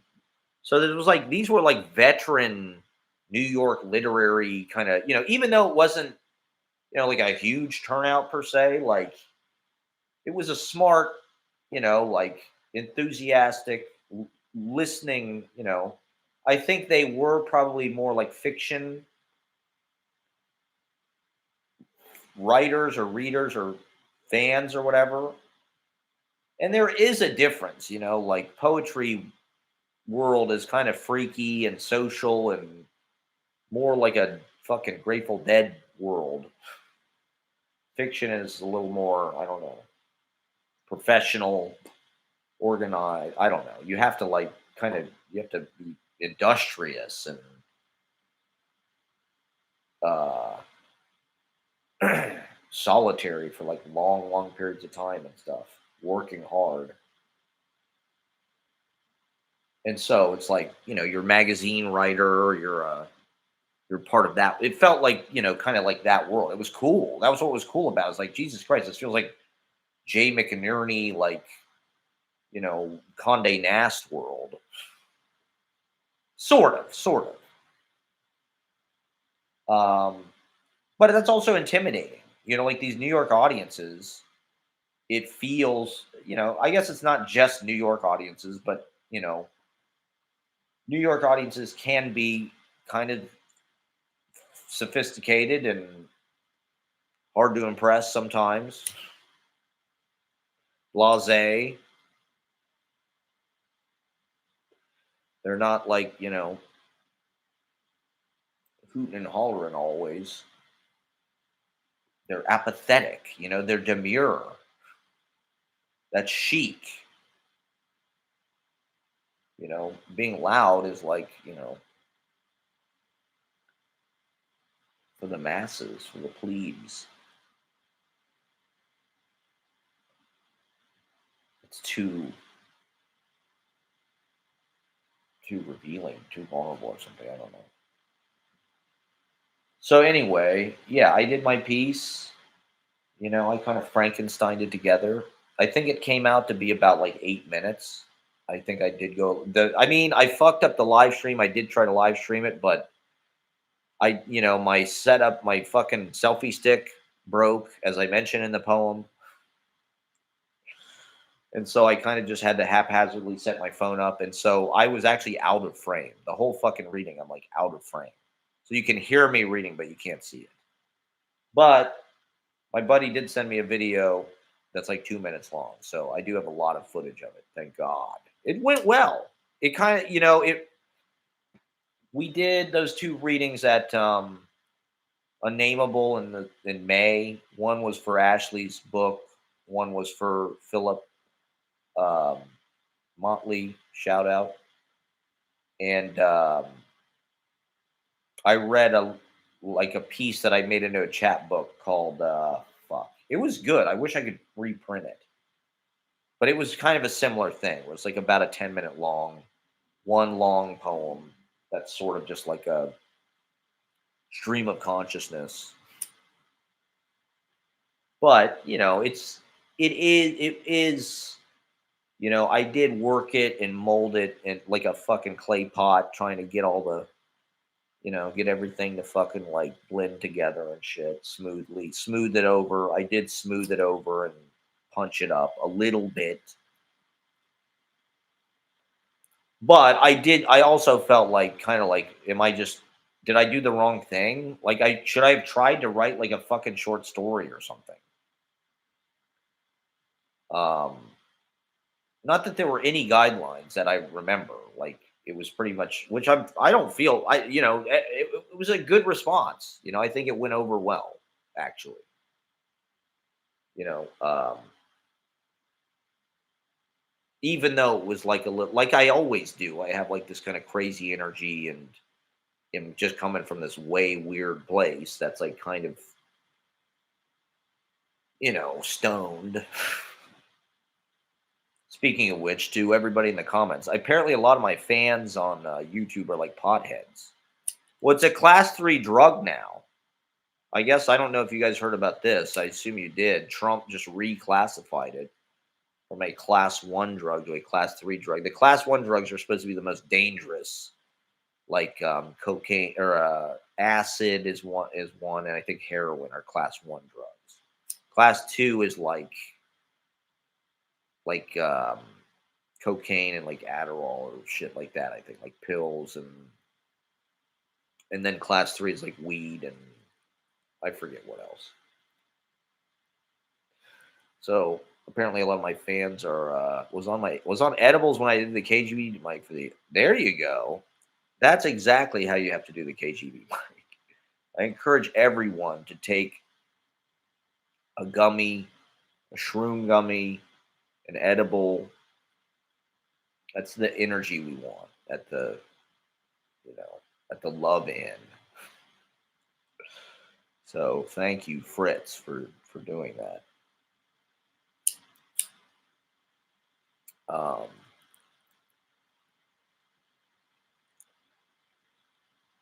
I don't know. Like I love doing readings. I'm trying to connect with that world more. I'm trying to get out more. So if anybody's doing shit, I mean, at least watch my shit on the internet. I do feel like I've been having some it's some reach with these TikTok and YouTube shorts. That's how I've been sharing my notebooks recently, shooting on location short poem just to get poetry in the goddamn YouTube short algorithm and on TikTok. On TikTok, not a lot of people like it, but as long as people see it, I don't really care if they like it. Like I try the views are really more what's important to me. And on YouTube, I do get a lot of likes, actually, pretty much. I do get a good amount of likes on the poems and a good amount of views. So I'm going to keep fucking sharing it. Just, any that buddy that follows my TikTok or my YouTube, it's like, I don't put that shit on Instagram because it's like my friends and stuff. And like, it is kind of cringe. But when it comes to like building your page, it's like you kind of just have to throw stuff up just like all the time.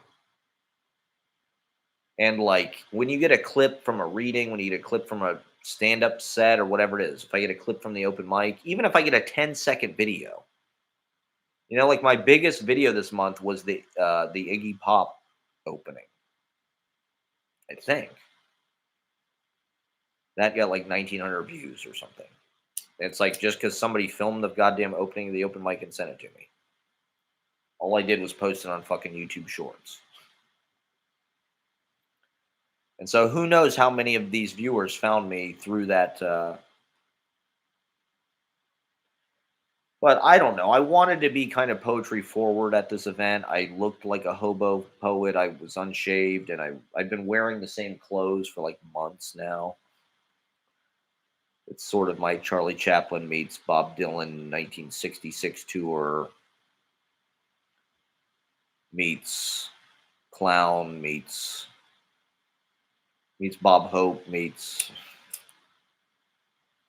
uh Richie Tenenbaum well, I don't know, this is super cringe, I guess. Cringe and millennial.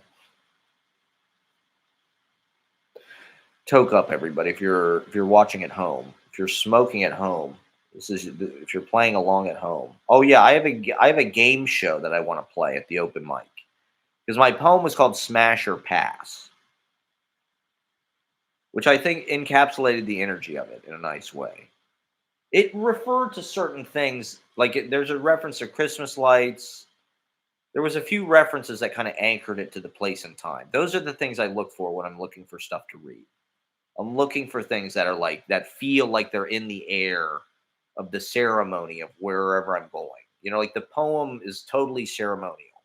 It's completely like um, an incantation and a sharing. You're sharing in this circle of people. So I'm just trying to throw. I said it in the goddamn poem. I have these lines. Let me just read them real fast. I have these lines.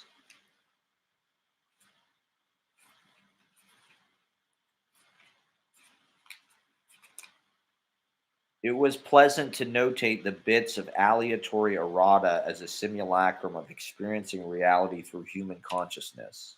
What does it look like? What does it sound like to be alive? That's it. That's the whole. I'm trying to tell people like what I'm doing.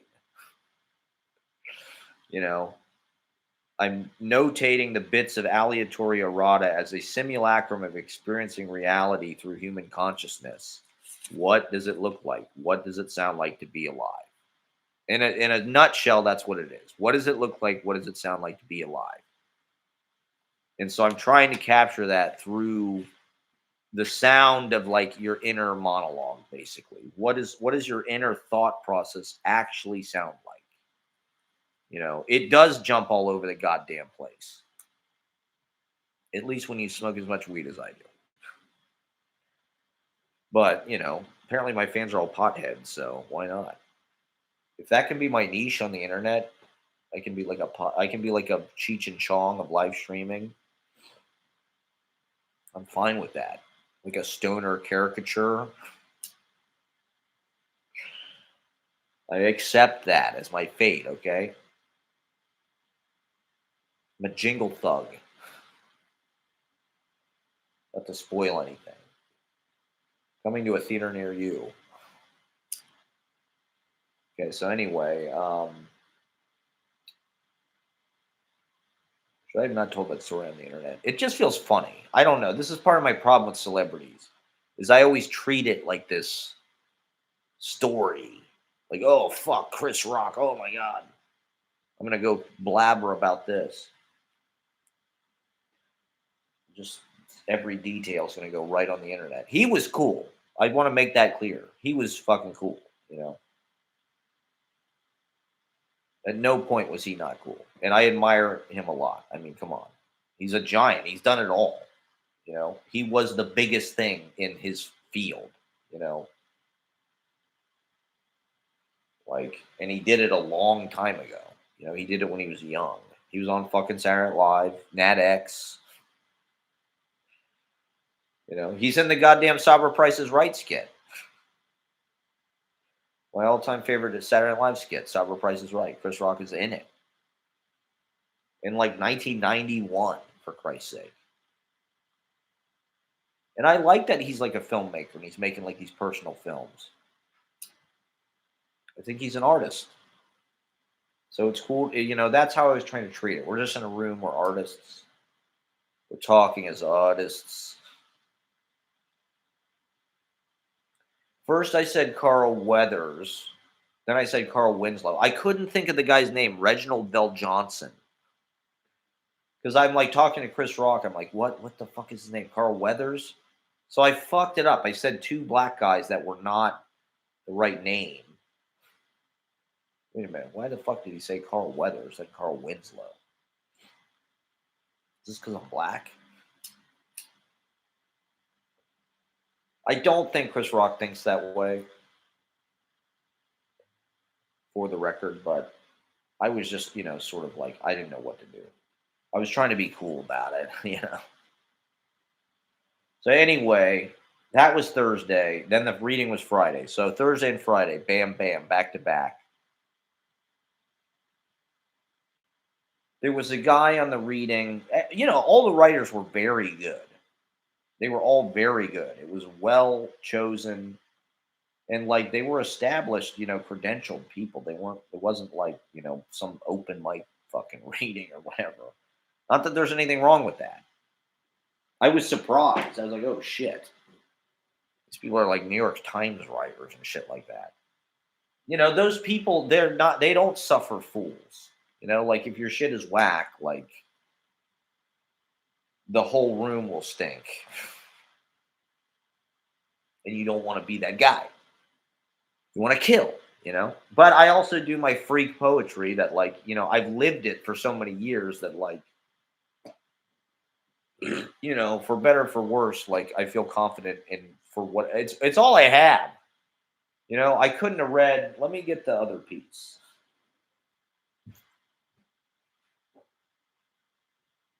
Oh, it's 11:11, everybody. Angel numbers. It's angel numbers, everybody. So make a wish. Make a wish at home, everybody.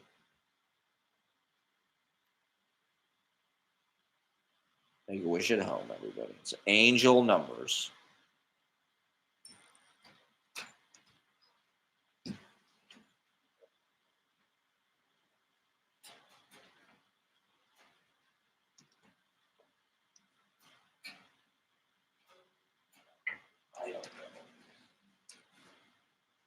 I've been thinking more recently, like, because Ashley's trying to write a novel, so I'm like, do I need to like sit my ass down and like write more seriously and edit shit and be more methodical about how I send things out, and so I'm prepared for something like this. Like, I could write a short story.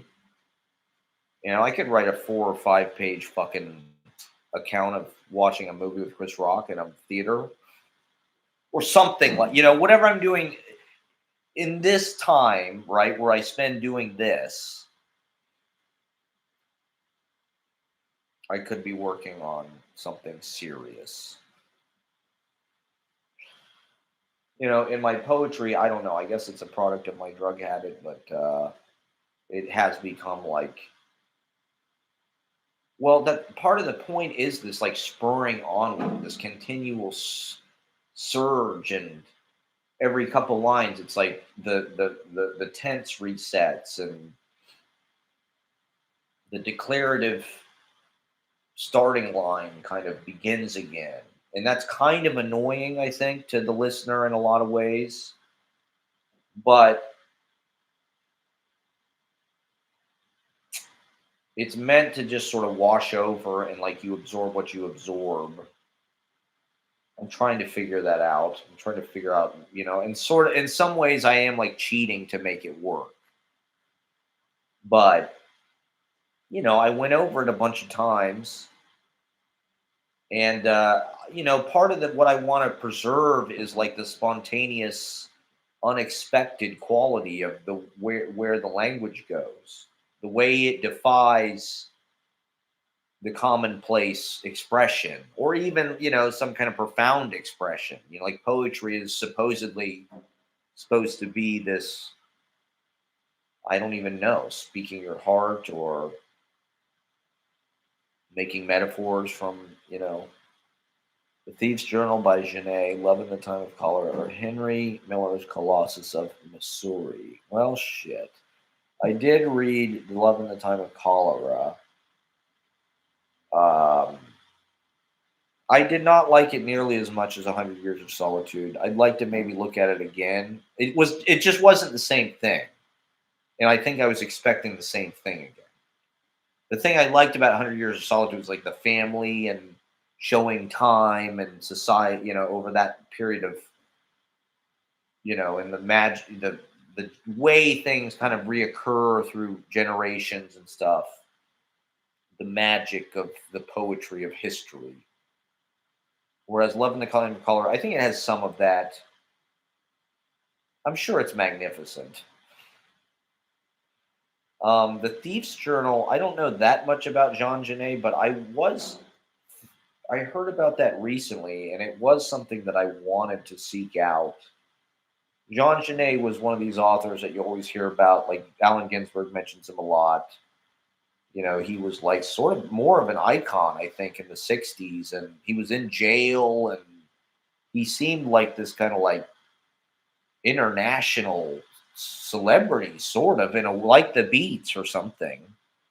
And I don't know that much about the actual work, but uh, I'm definitely wanted to seek it out and check it out. So if you have access to that, I mean, Henry Miller's Colossus of Missouri, isn't that about Greece or his times in Greece or something like that? Or am I construing that with something else? I mean, Henry Miller, I think you can never go wrong with, but yeah, Celine seems kind of like the Genet thing in some. I mean, I love Celine. I hate to say it. I think I read Journey to the End of the Night. Whichever one is shorter is the one that I read. I loved it, actually. I really enjoyed it a lot. It was very, there was a lot of truth in it, even though it was written fucking during World War II or whatever. And I love the way he uses the ellipses.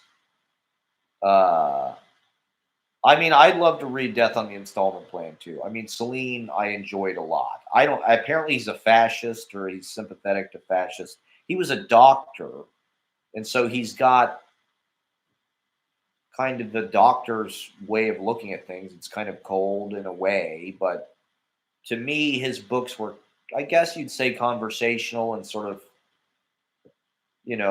pontificating in a way of just about, I don't even know, life or something. A lot of it is just his live stream. It's kind of like a live stream, I think, with all the ellipses and shit. It feels like Kerouac and those guys were influenced by that. I think the kind of conversational, salty.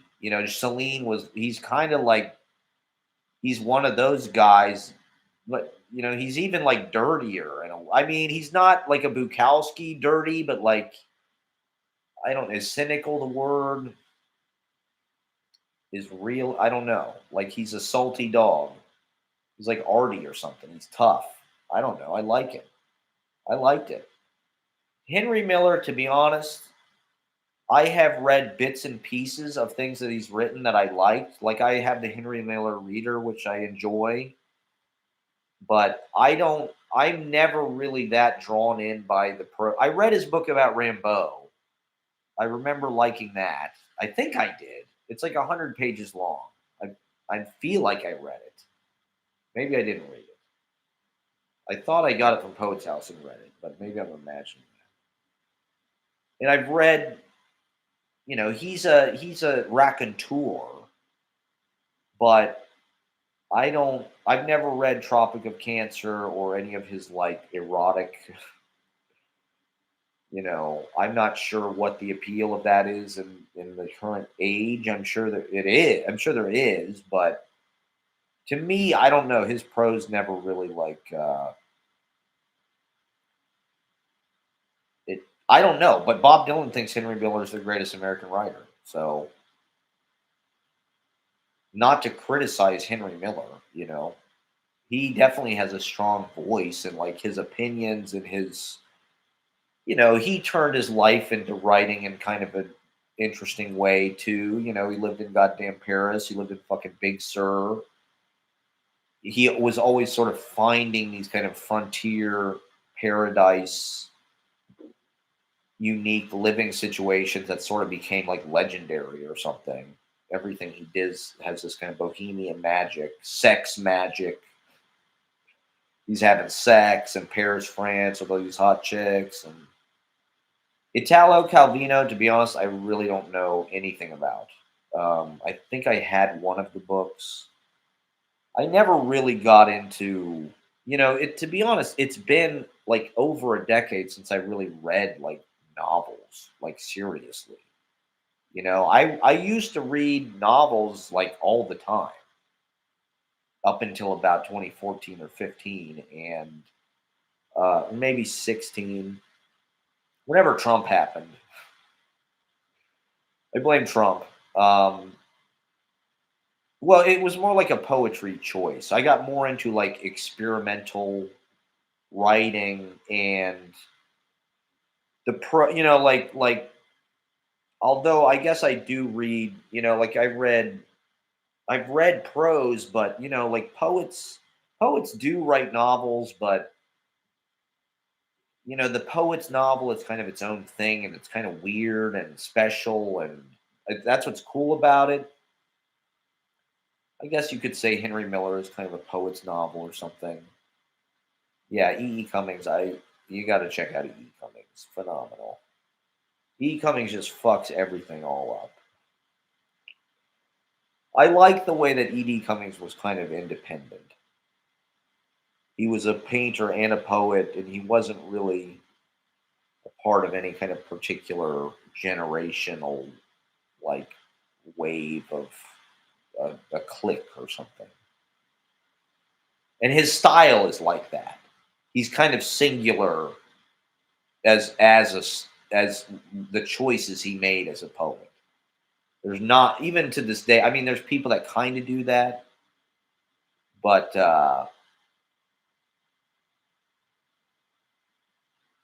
I guess he was sort of doing sort of like an Apollinaire thing ish, concrete poetry maybe.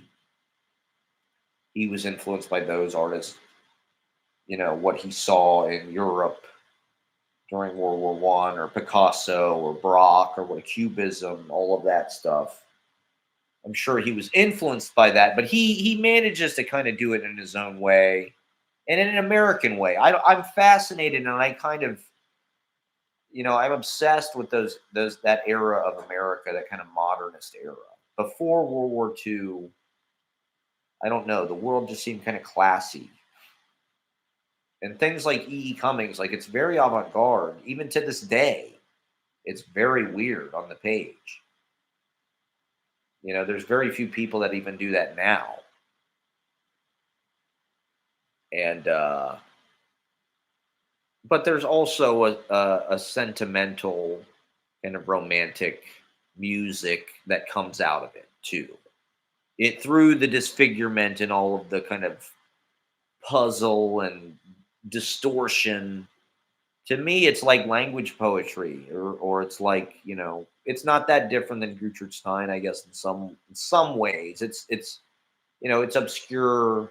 It's purposefully obscure. It's like surface.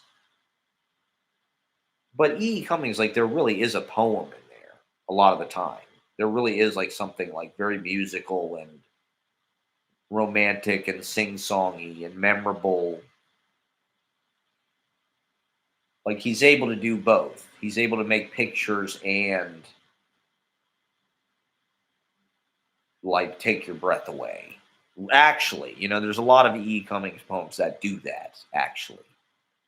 Like if you just read them, it's like, oh, wow, the panties are wet, okay? And that is really the point of poetry, I think. If you really want to get down to it, if you're doing it right, okay?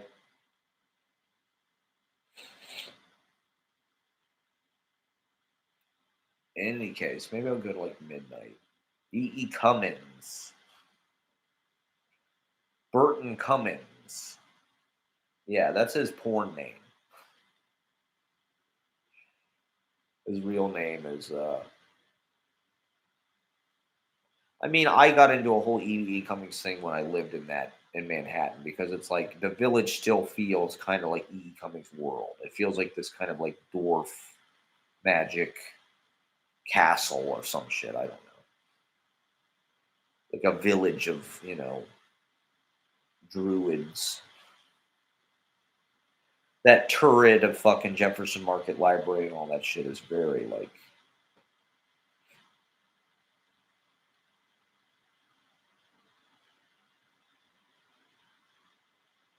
Uh,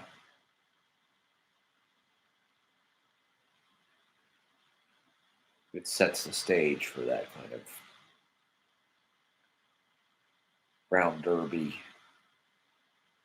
modernism, Model T Fords and shit. Um, yeah, so I haven't really read a whole lot of novels. Like, oh well, there was a guy at the reading who he was an editor at Semiotext, so we were talking a little bit. I've read a few of their books. Like I didn't read I Love Dick, but I started to. I guess that was a while ago. Not that it was bad. I just didn't think I had it out from the library or something. Um, I don't know. To me, I guess I try to put all of that stuff in the poetry. I do, in like maybe I feel more like a novelist or something in a lot of ways. Like when I started writing, the thing that I was successful at was writing like short fiction. I wrote poetry, but like I won a fucking contest in college for like this short story I wrote. So then I tried to write a novel. So it's like I feel, like I want to put like an encyclopedic amount of like information down, and I want to like describe, like society. I think a novel does that. A novel is the best way to like show the movement of like all of these systems and people. You can show a bunch of different people and all these characters and what they're thinking and what you're thinking, and in a certain way, like, yeah, like my fucking let me go get my backpack.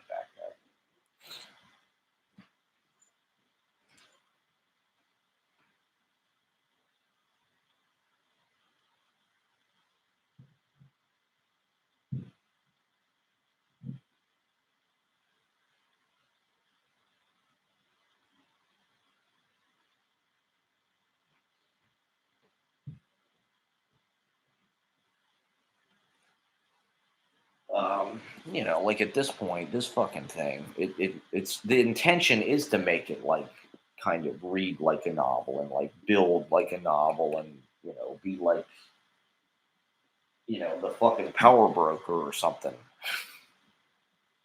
where you're portraying the time and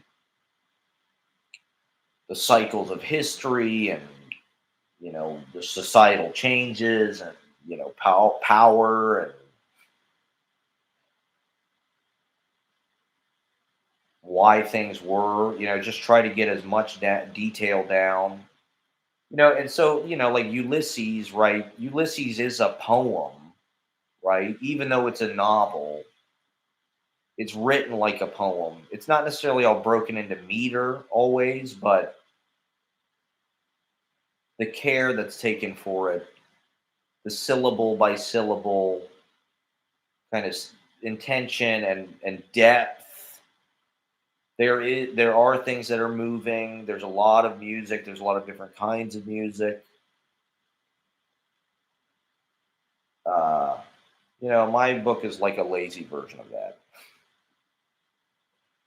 If James Joyce was dumb and smoked weed for 5 years, and I don't know, not to compare, but I don't know. It was interesting. The lady said it was experimental prose because maybe it reads better that way. If I send people a little piece of the diary, they're all kind of the same. The poems are all kind of the same. Actually, they're all kind of just like a formula. A paint by numbers. It's like you come up with a title that's like, either some kind of abstract perversion of language or like some kind of pop culture, all my children, or like an idea, the internationalist, like that's a good title. What does it mean? It means something. It means like, what is an internationalist? It means like, I feel like Taylor Swift is describing her lyrics. When it kisses the mahogany.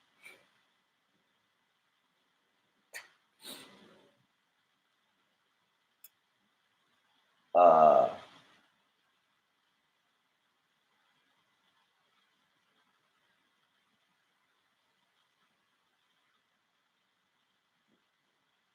So I don't know. Will it make sense to anybody? In a certain way, it's really just like a list.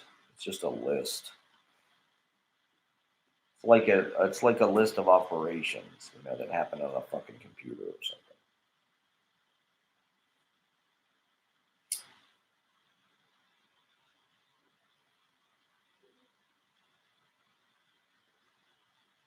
So I don't know. Do I have a book that's like an unreadable piece of shit that no one will ever publish? Or I probably, but am I just trying to pass off like half-assed? A lot of thought went into this half-assed work. It's not half-assed, like the process is designed to justify my shortcomings and my lack of discipline.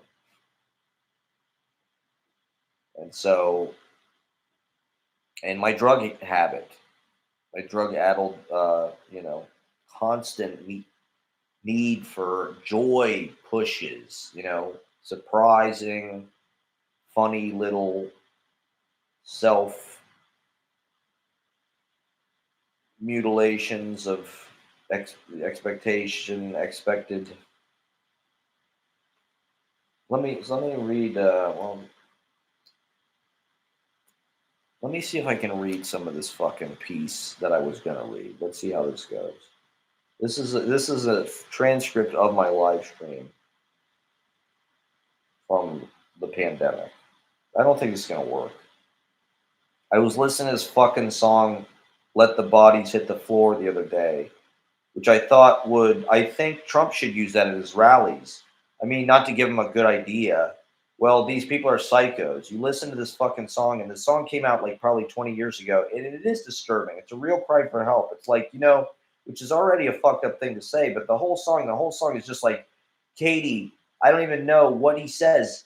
Like, I can't take it. But, all these songs are about all fucked up in the head, and I'm going to blow, and there's a lot of like, check it out. A lot of these fucking like scum metal songs discuss Scud East, really, like post rap metal, like post Limp Biscuit, POD, all of that shit is like incredibly damaged in a worrying way. An entire generation. I don't know if it's because these guys were on wars there, they were traumatized through some other kind of violence in their low income white community. I mean, I will say that there's also a divide in the conceptions of the poverty between, like, I think that was one of the good points John Stewart radio raised the other days. A lot of times these people in the Rust Belt and the swing states, the people who elected Trump in this sort of fucking your fuck you vote, or he cares about us, he wouldn't talk to those people, the coal miners and shit. It's like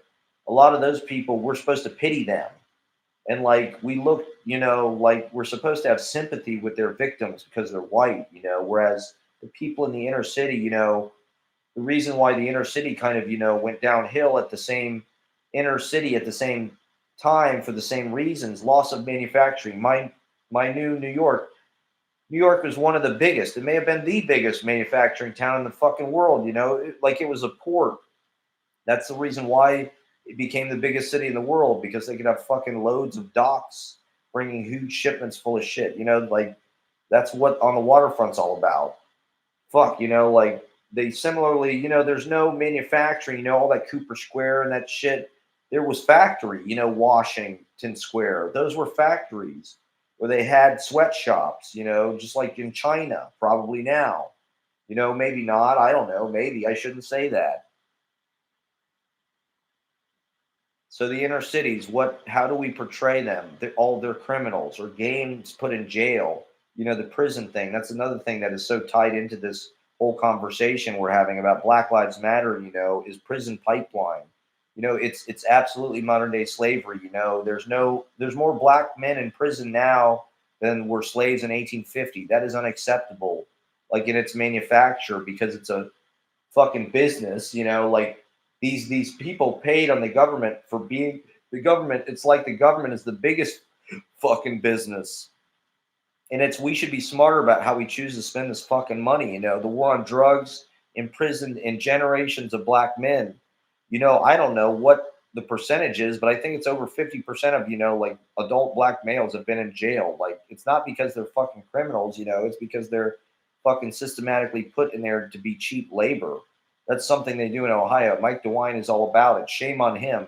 They pay prisoners 92 cents an hour or something to make Victoria's Secret bras, or they were making masks. And the prisons are the worstest places absolutely on earth to be during these COVID outbreaks. The last fucking place you want to be is in a prison in Ohio. Actually, Marion, I think that was the epicenter. It was the hot spot at one point. These organs, institutions should not even exist. We need to think about how to really rehabilitate people for real. What happens in our society usually is the real predators get enabled because they get power because they're fucking sociopaths. That's what I see around here. The OSU wrestling thing, Jim Jeffries or whatever that guy's name is. Les Wexner. Wexner, that Epstein was his right hand man, like, and he's the most powerful man in this town, like he's not jail. He sold all his shit real fast. And his name is all right, so you get the picture. This goes on for a while. So the idea is it's a transcript from YouTube. So the idea is like I'm writing it in YouTube, and it keeps all the fucked up mishearings and repetitions and stutters and it's an interesting idea. It maybe would have been a little too, I don't know, a little too I'd like to believe there's a place where I can go and read shit like that, and people are going to be like, "Whoa, this is fucking dope. This is fucking like hardcore." It's like everybody just wants something real soft boiled and like easy to fucking digest immediately. I'm a freak. You know what I'm doing? I don't know. Is it old fashioned? Is it just like postmodernism? Or is it, oh, there's Trish Stratus. Do we have any Trish Stratus fans in the fucking comments? I've always wanted to do that with my journals. Do it. I mean, I encourage people to share and just get your writing is alive. You know, there's things in it that are alive. You know, maybe it's like not every fucking line that more often than not, I choose a line because it does something unexpected and it kind of twists. And so, in a certain way, I'm evading meaning and I'm evading the responsibility of like making the audience happy in the same way that I evade like applause. I evade the audience in general. In a certain way, I don't know. It's almost like I want to. I don't know. My poetry is like meant to be like discouraging to people or something. I don't know. Yeah, I enjoy it.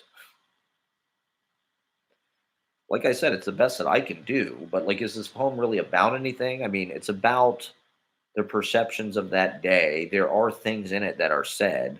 I mean, it like I said, it's all over the fucking place. It had things about like my childhood, which I liked. You know, I don't typically include that kind of stuff. You know, so it was sort of like a memoir. So, you know, my poems are basically all the ideas I have. You know, things that that would otherwise just be like lines that would hope to end up in like a script or something, or just like jokes that I made to myself that no one will ever hear. I basically just like spitball all of that shit into like a running monologue, and that's the poem. I mean, I'm sure everybody can see that, and everybody just thinks it's like cheap. I mean, it kind of is. It's like an instant poem recipe. It's like you just start writing. If somebody says something funny, you just write it down. If you have an interesting thought, you put that down. You know, if you hear a lyric from a song you like, you put that down. Like I have a line in this poem: "The sky is blue and all the leaves are green." It's probably the best line in the poem. I like it. I stop and I appreciate it when I read because I'm like, this line really is good. You know what that's from? It's from Cannibal the Musical. It's from the song Spadoinkle Day. So Matt Stone and Trey Parker, you know, they are like cultural fucking visionaries and true artists. The sky is blue and all the leaves are green. I mean, it's a perfect line. And so, man, Trish Stratus getting her ass beat in this.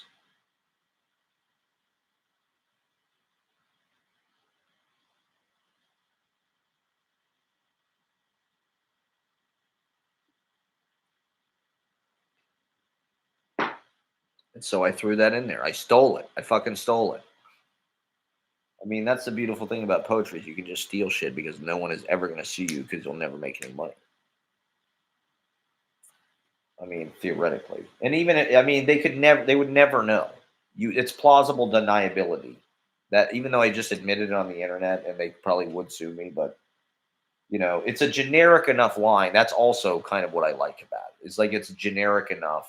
It's funny to quote something that's so like, you know, I don't know. That's the stockpile of memories that we're working from here. You got to work with what you got. And unfortunately, my mind is polluted with decades of fucking Comedy Central and shit like that, and wrestling, and Adam Sandler films. And so the sky is blue and all the leaves are green. I mean, it's a perfect line of poetry. It sounds like poetry. It sounds that could be a James Schuyler line. It could absolutely be in a James Schuyler poem. And I think my poems are really just like James Schuyler, like they're just versions of that. This is just a version of like Morning of the Poem or whatever. I'm just a little bit less concerned with like explaining what's going on. I just chop everything together, and it's like it is kind of fucking like sloppy. And I don't know. There's some things in it. It's not, you know, uh, it's not all like some kind of righteous political power statement or something. Like audiences like that kind of stuff. That doesn't make it right. There's a lot of bad fucking poetry that gets goddamn published. Okay.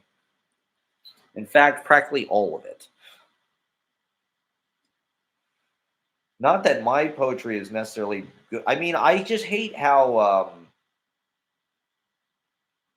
how common it is to refer to people's poetry as like bad. Like Lana Del Rey has that line in her song, "Your poetry's bad and you blame the news," which is a sick burn. Okay, don't get me wrong, it's a sick burn, and I understand why she is the voice of a generation of women because that she totally encapsulates like what it is to be like a girly girl.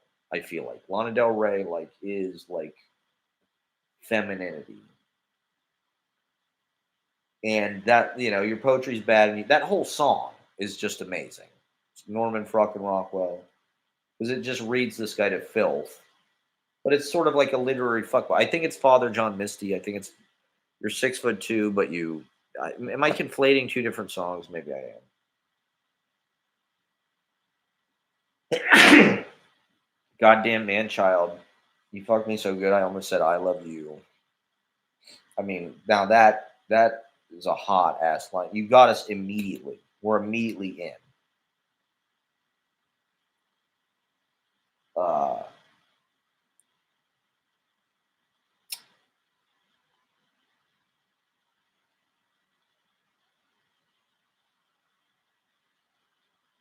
as the good times bleed away.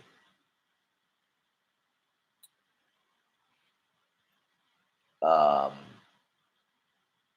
your poetry's bad and you blame the news. Like it's common to say somebody has like bad poetry, but like, what does that mean? Like, to me, there's a lot of people that have bad poetry that get a lot of like attention for it. People seem to reward bad poetry. I mean, and who are these like normie people that are like judging poetry? Like, what the hell do they know about it? They probably like bad poetry, or I mean, I don't. Like I do think an audience can tell when something is good, when has craft, when something's going on, but I also think they want to hear shit that confirms what they already think, and um, pulls their heartstrings and is understandable. And you couple that with like political righteousness and people, applauding the poet for like representing them or something. It's like the audience is not necessarily the final judge, and like that's just such a weird. I don't like these poetry contests. I want to speak out against that kind of thing. It's just like, I don't know. People have made it competitive. They make money off of it being competitive. Wow, Trish Stratus is like going all in on this shit. Whoa. She did a super bulldog the top rope. Oh my god. How old is she in this match? She's got to be. I mean, she's a fucking inspiration.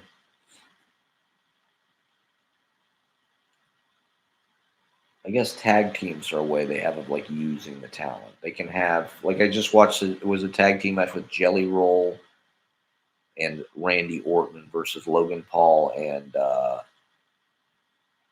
I think Drew McIntyre or something, one of those guys. And it's like, well, Jelly Rolls, he can't do a whole lot. He took a frog splash through the announce table.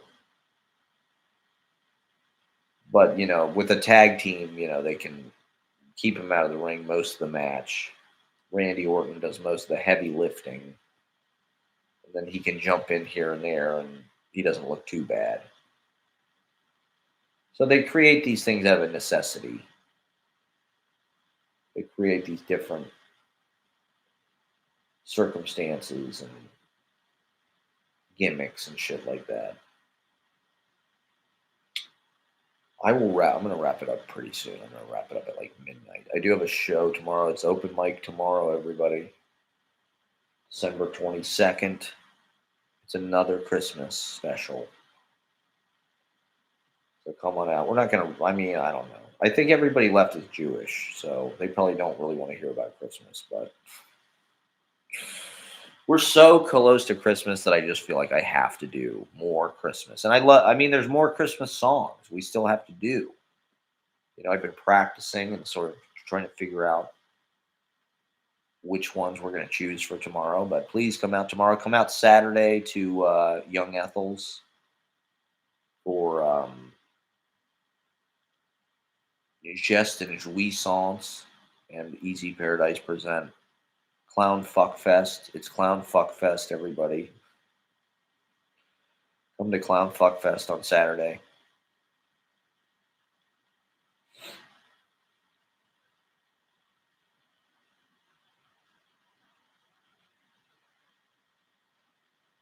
I wonder if Ashley and her mom are going to watch the open mic together.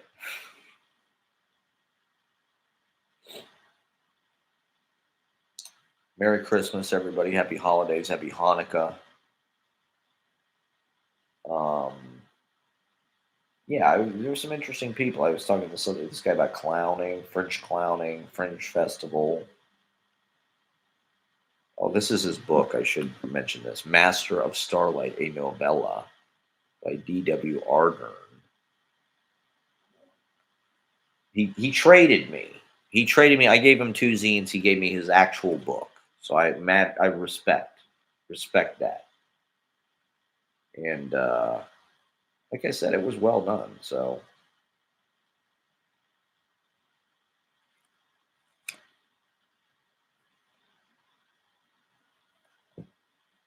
Master of Starlight. Good work. I don't know. I gotta figure out what I'm gonna write I'm gonna write a novel about being an open mic host. Ashley called me the king of open mics today. I think she meant it as a neg. That is what we call a neg, people. The king of open mics. I mean, to be fair, this thing that I did on Friday was not an open mic thing. I mean, these people are all established writers. I guess they booked. I don't know. I mean, I don't know why the guy booked me, to be honest. I'm not sure if he heard me read and was like, yeah, I want that. Um, he has been at the open mic a few times, so I'm sure he heard me read a poem or something here and there. But we didn't meet at an open mic or other. We met at my open mic, the Red Room open mic. So I guess that is technically an open mic, but apparently I'm the king of open mics. Dubious distinction. That's like an insult. That's an insult that sounds like a compliment. You're the king of open mics. A dubious. I feel like Crash Davis. I feel like grizzled old veteran showing the ropes to the. Well, I don't know. You can have a lot longer of a life in baseball as a manager, in a way, as a like you can only play for so long, but you're still useful to the game.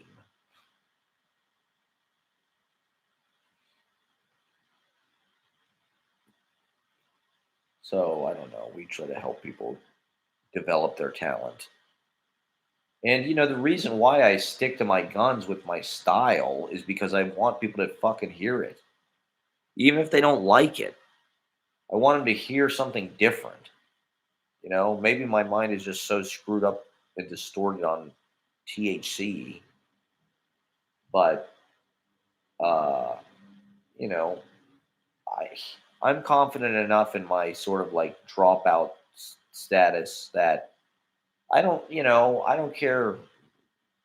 Those people were cool. They were they li- you know I got some nice messages after, so it's like they were hip, but like I do kind of want to like, hey, I want to be honest about who I am and what I'm presenting, and like if there maybe there should be kind of a derelict poet character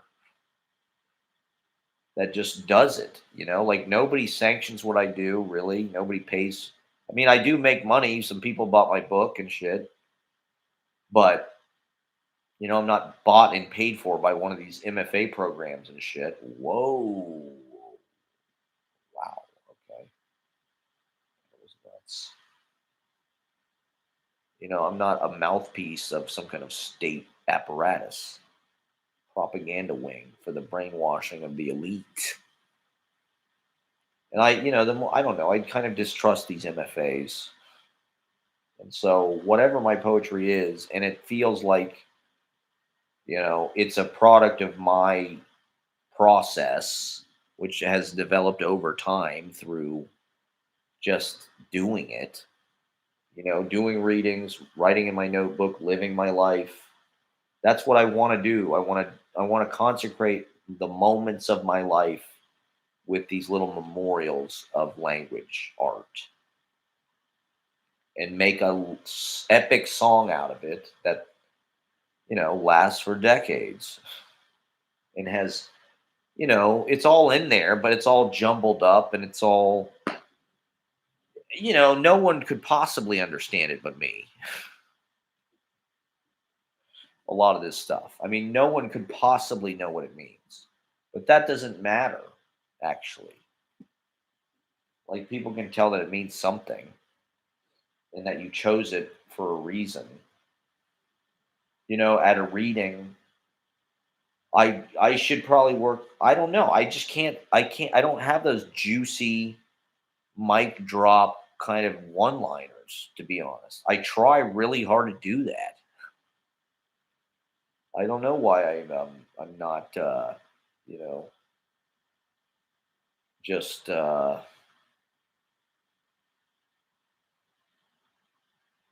causing people to freak out in their seats and squeal with delight at the mental uh, enlightenment that's happening,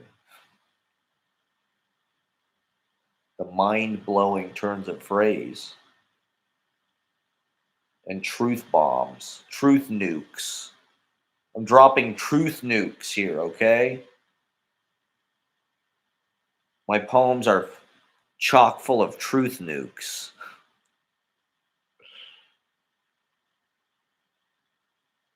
I wouldn't say that. I don't know. I'm more subtle, I guess. It's about misdirection. It's pratfalls of language. It's a cartoon of my day. It's an ongoing. I feel like, Jim Davis or Charles Schultz or whoever draws Foxtrot or whatever, or Family Circus. I feel like I just make a new cartoon. I feel like Doonesbury. That's what it was. I feel like Doonesbury in so many different ways. But I feel like Doonesbury. I do what Doonesbury does. It's like every week there's an open mic, just like Doonesbury. Every day there's a new fucking Doonesbury. Or was Doonesbury once a week? I don't know. But it came out forever. Doonesbury like literally came out for like forever. And I feel like Doonesbury. I feel like my God, what's he gonna do? Oh, this foot's not move. And my poetry is like Doonesbury. It's like I just got to draw a new cartoon. I probably should make it a fucking cartoon. Then people uh would like it, but it's meant to be the audio track for my vlogs. Really, it's the audio track of like my consciousness. It's the black box of my of the Boeing 737 of my human vessel. My poetry is the black box. and not everybody cares to listen to that. Okay, but I don't know. I don't know.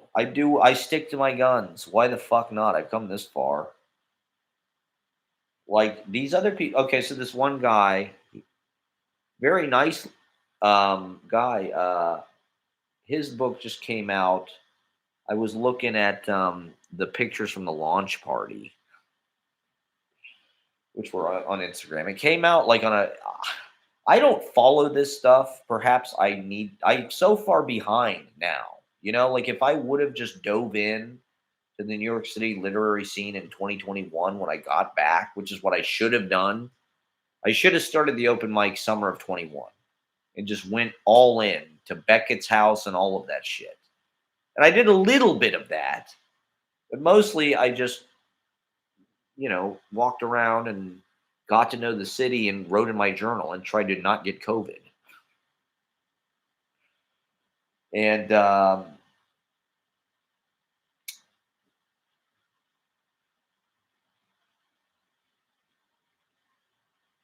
now I'm like kind of behind. Now all this shit has happened and like, I don't know. I think people perceive of me as like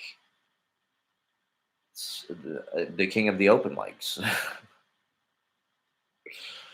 not like some kind of like leading literary, tastemaker of New York City, which I think I deserve that. I think I do have better eye for this stuff, actually. I mean, I saw what Ashley was doing. Like I saw what certain people were doing immediately. Like I have a good eye for this stuff. And so, with the open mic, it's a little bit more of an egalitarian thing. And we're lucky because we do get a lot of people in from out of town and things like that, which is great. And people from different universities and things, different MFA and fucking smart people from Brown and all over. Ireland. We had this amazing writer from Ireland this week. Or she's from New York, but she lived in Ireland. Um, for like almost a decade. Uh, but that's like being Broadway Danny Rose or something. I'm Broadway Danny Rose, basically. I'm Joe Franklin. It's like the entry. It's like the entry level. But that's cool. I mean, that I don't mind. It's not a bad. It's a huge. It's a. I don't know. It's fun. It's fun. It's like being in developmental. It's like the OVW4. It's NXT. That's where I don't know. You can do some of the most interesting work there sometimes. Uh, any case, um,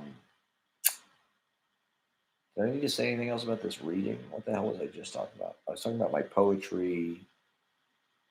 Oh, literary scene making. Why was I talking about that?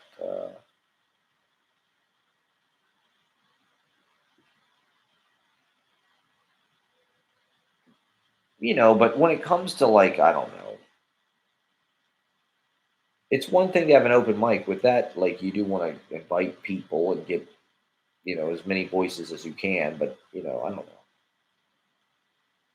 know.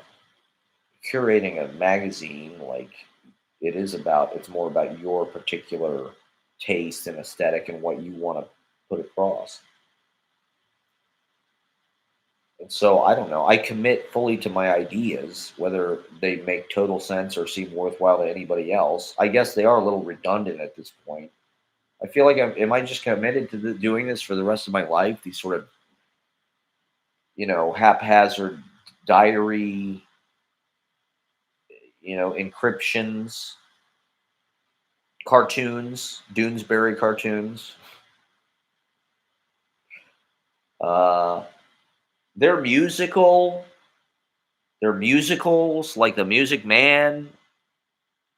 I feel like the Music Man recently were like I do feel like that personality type. Like you come into town, you bring a lot of joy to people, you throw this big art party, everybody gets stoked, you know, people are getting laid, getting paid, but then at a certain point the gig is up and you have to move on or something. I don't know. They find out what a hollow person you actually are. This is something I was thinking about. I feel like New York, they have to create all of this desire to be here to attract, it's like they want it to be a draw for young people, like civilizationally. So all of the talent comes here so they can exploit you.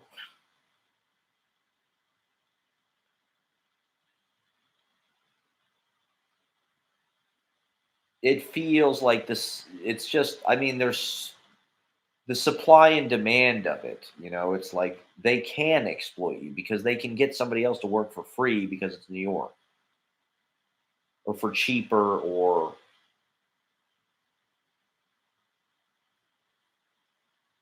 well, I don't know. There's just such a campaign to draw young people here. Everybody feels like they got to try their luck here. Now more than ever, it just feels like young, hot people. This is the place they have to be, and that's great. I love that. But it's also like, why is there such a effort?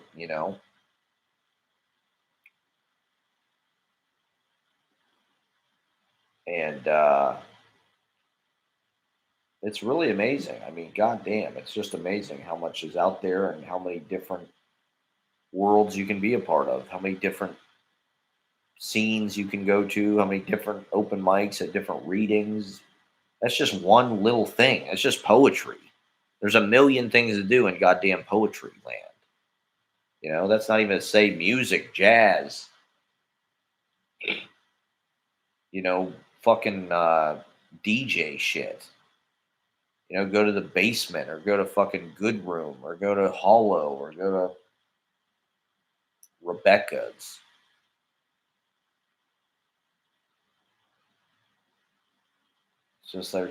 It's amazing. It's worth it. It's 100% worth it.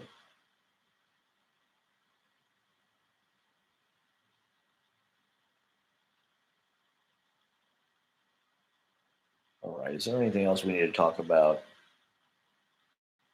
Why don't you let me know in the chat? I'm gonna get a snacky. I'm gonna look at my social media. Time for a social media break, everybody. Smoke them if you got them. My little pothead fans out there.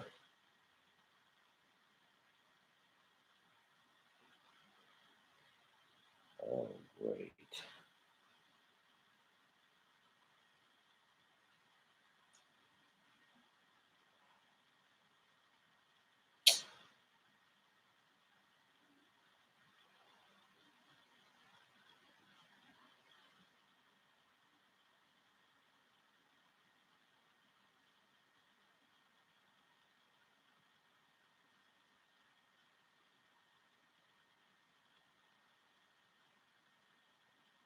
Uh,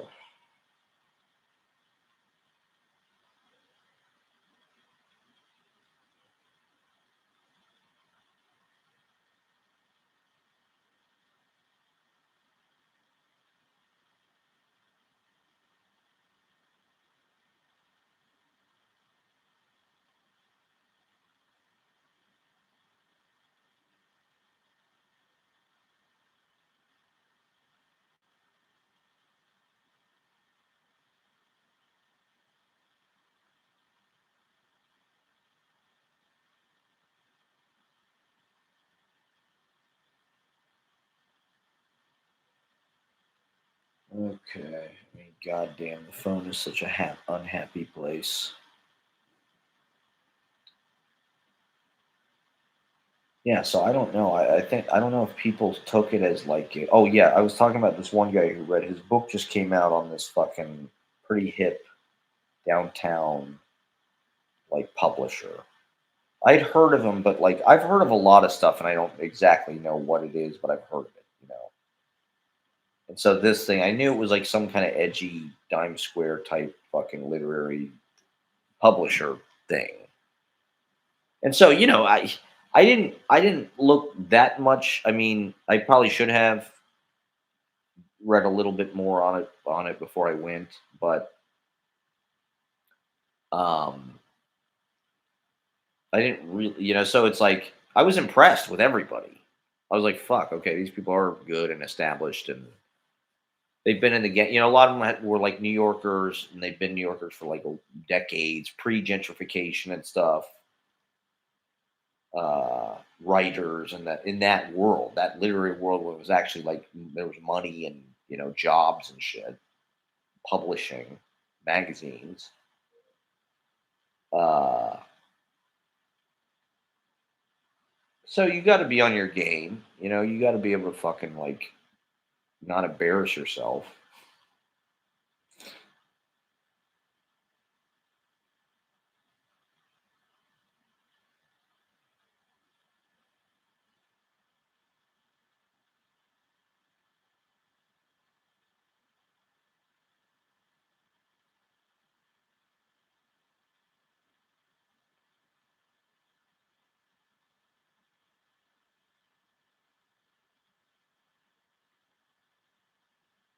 Um,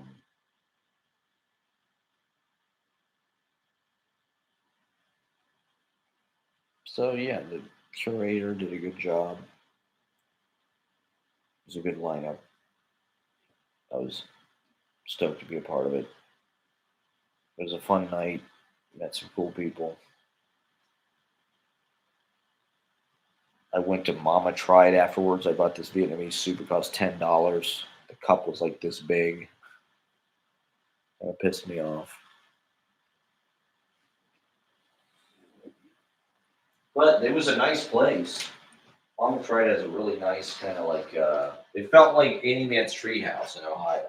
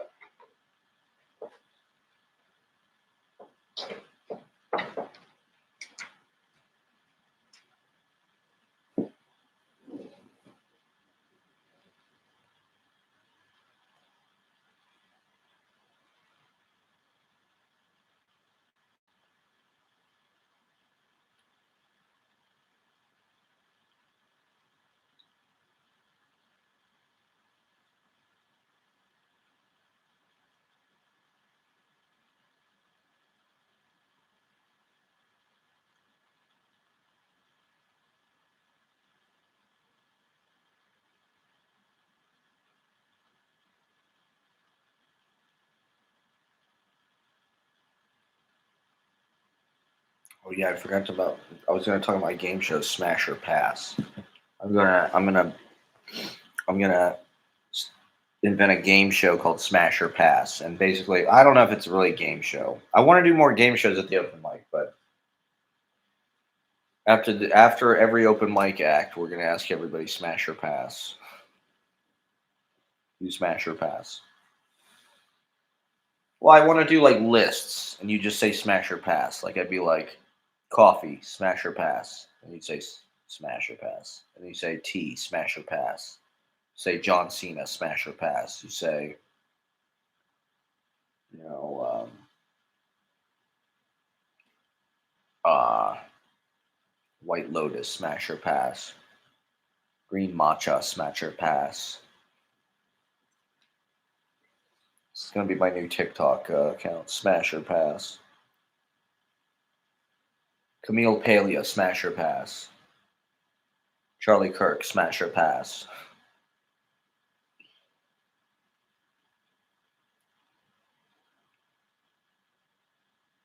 Uh, you could just throw anything in there. Smash or pass, smash or pass. I don't really know what the game part of it is. It's more just like a man on the street interview type thing. So don't steal my idea, TikTokers out there. Smash or pass, smash or pass.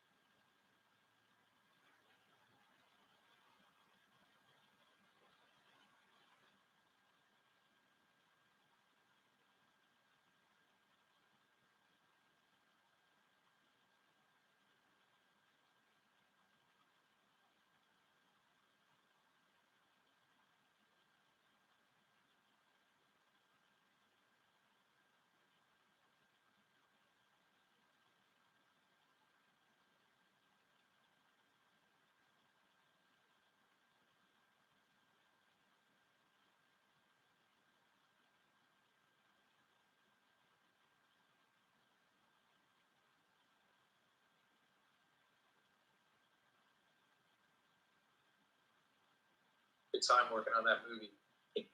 And you tease me being in between scenes, man. I don't get you. You're not funny. You're not funny. I'm like, I know.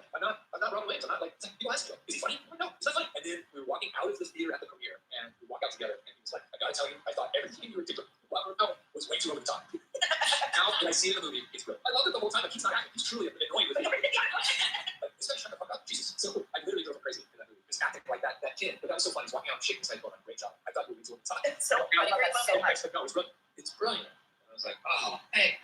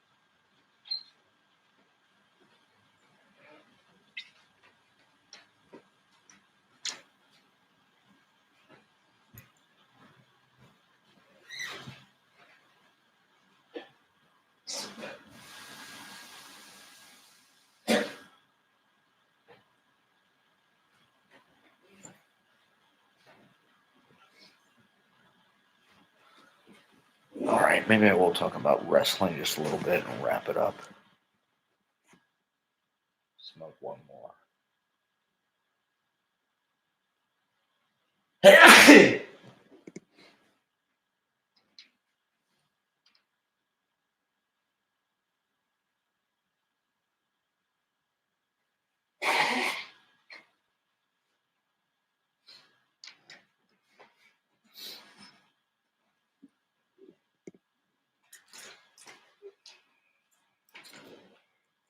Because I've been watching shitloads of wrestling.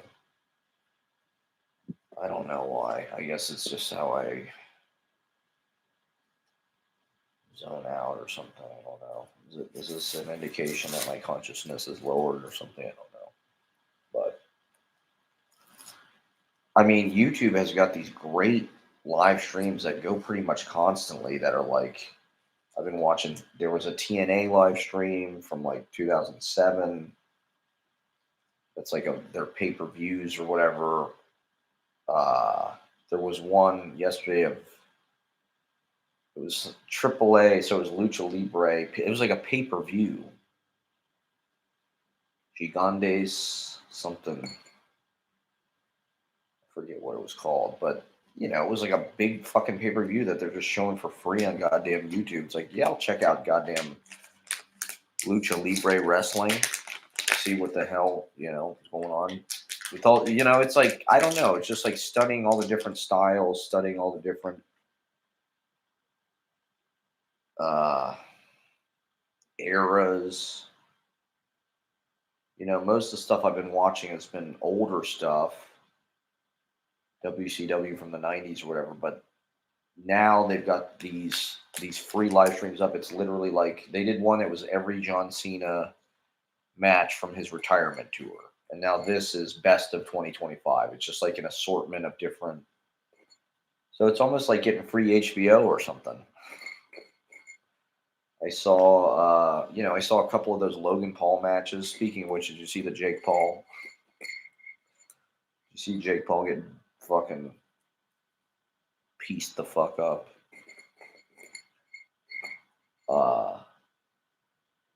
And so I'm kind of like just seeing the current product, seeing all the different guys, CM Punk, like I said, Jelly Roll, Logan Paul, Joey Uso, Paul Heyman's in the game. He's very present. Just this fucking Seth Rollins always have the goddamn Money in the Bank. I feel like it's always Seth Rollins.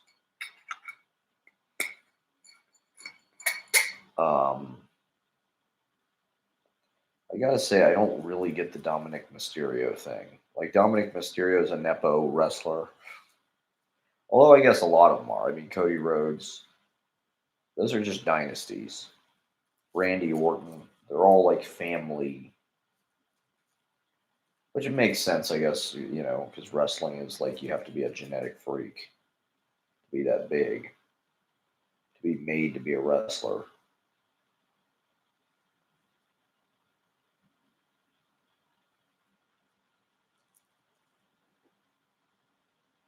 Some like experimental pros, everybody.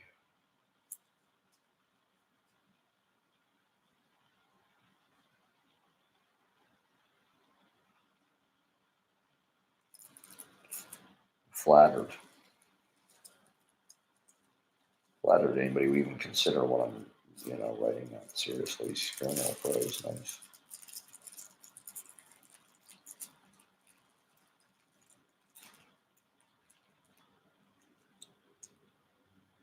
I think I saw this the other day. It's like CM Punk just won the championship, and now he cashes in his Money in the Bank thing.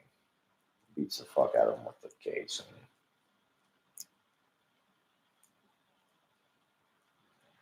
I mean, the thing that is like my big takeaway to wrestling now is like the kickouts drive me nuts. Everybody kicks out the same way. They all kick out on two, and it's like, why do they kick out? Why is it a kick out? I guess they need to make it clear to the audience that like the pin is being broken up, but they're all the same. It's like the guy lays there for 2 seconds and then he goes, And it's like, that's a kick out. It's like, there's got to be a more realistic way to do that. Like, it just doesn't look real in any way. And it's like they kick out just like easily. And so it's just like it's a little tricky. It's a little hard to buy it, to be honest. And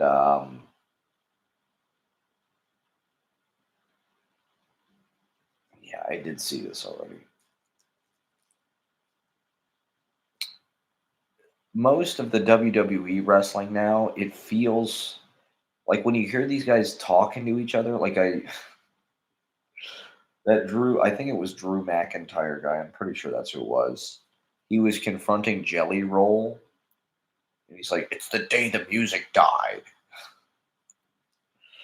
It's like, man, that probably would have been better if I didn't hear it. If I could have just heard him talking without actually hearing what he said. And like a lot of the WWF now, it feels like they're trying to treat it like it's real acting or something. Like they're way more focused on like trying to have like these authentic moments or something. It's like I kind of don't like that. Like it's way less about wrestling now. It's all about the fucking story and like I don't know. The wrestling is just there to serve the story. These guys don't have that many moves. They've only got about 7 or 8 moves, if that. And it just feels like it's all about the fucking like narrative now. And the wrestling is just like you know, a small part of it, what they use to patch that together. And it's like I'd rather just see wrestling.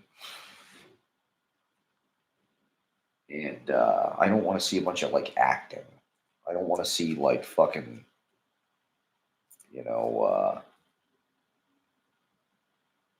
Roman Reigns try to be a fucking actor or whatever. Not that he's the worst or anything.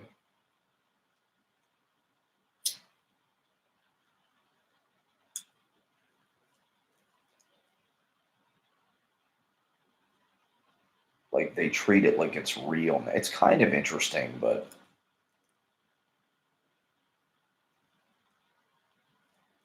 God, these stadiums and shit, these like ramps and like the entrances are fucking nuts with all these giant screens and a lot of these pay-per-views are like in Europe and shit. There was one in Paris. I watched some match with AJ Styles. I mean, there's still some guys out there working at the top of their game. I mean, AJ Styles is dope. Uh, Randy Orton's still in the mix.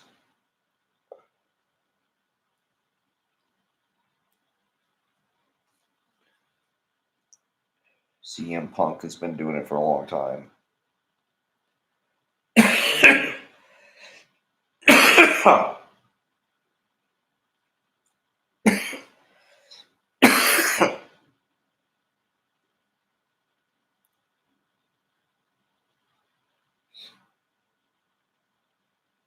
I mean, I'd rather see it be a little over the top.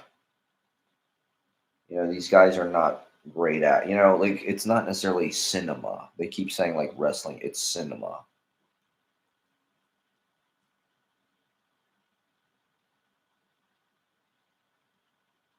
I don't know. I'd rather just watch wrestling. I'd rather see some bumpkin ass TV show, sort of. And, Triple H, I don't know, trying to be Zack Snyder or something.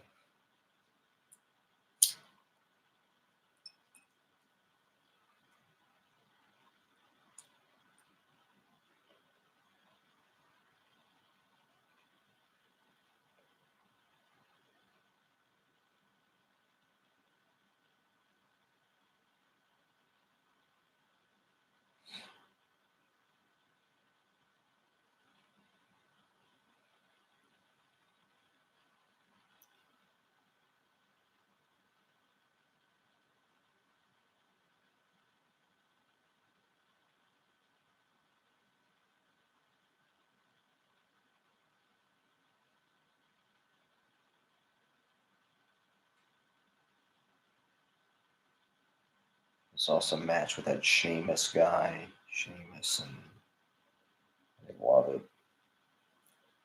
Everybody does a spear now. Like everything is a fucking spear. Some kind of stupid fist strike. It's like so many. I mean, Roman Reigns, like his finisher is a fucking spear. It's like, come on. Every one of these fucking guys does a spear. Does Cody Rhodes do a goddamn spear?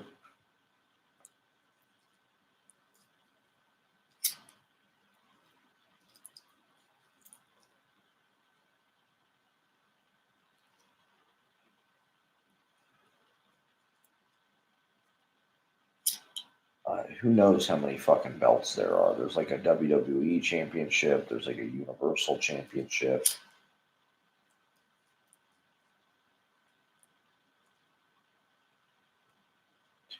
I was watching some matches. It was Saturday night's main event, and the commentary team was Jesse the Body Ventura, and I think it was Michael Cole, maybe. It was kind of cool to have Jesse the Body Ventura because he even predates Vince McMahon Jr., right? Like he worked for the original WWF in the fucking 70s. So he literally even goes back before McMahon. And I think that's part of the reason probably why they got him is because they're trying to show this company has had longevity. It's not just Vince McMahon Jr. You know, like WWF was around before him and doesn't necessarily need him to survive, you know.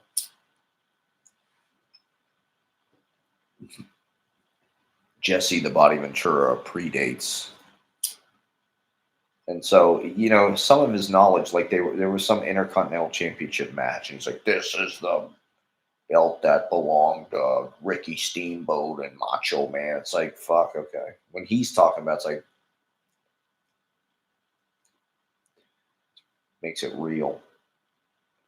It's an interesting way to tie it back, and I mean, to be honest, the announcers are pretty lame usually. It's hard to find good announcers actually for wrestling, and most of these WWF guys, it's like I don't even know who the fuck they are. Michael Cole is the only one left that's like from the Attitude Era or whatever, and he was the lamest one, you know. So the fact that he's like the last man standing, he's kind of like the legend or whatever. It's cool, but well, now they got Jesse the Body back. I don't know if they're still doing that, but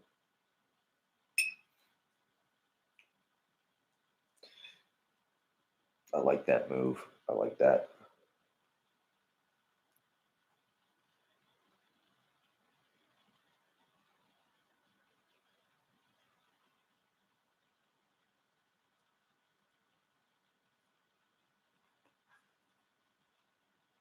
But yeah, I've been really into TNA recently, from like the mid 2000s. The six sided ring. I'm kind of into it actually. I'm into the six sided ring.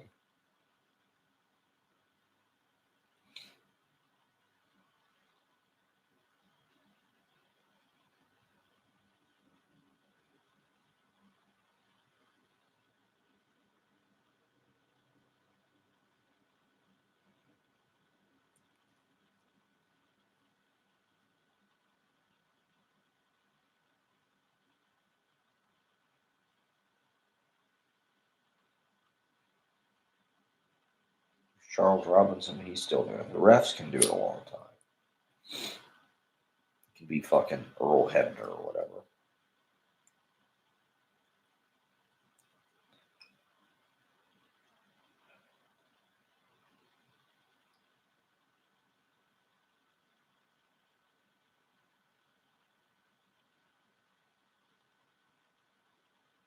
I mean, there are some creative moves. That's why it's interesting to watch because wrestling has developed.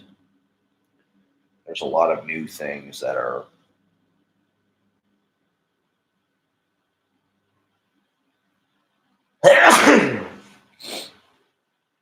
a little more standard. That move that Rey Mysterio does, where he like the 619 thing, where he like grabs the rope. There's more shit like that now. Uh, more 450 splashes and uh,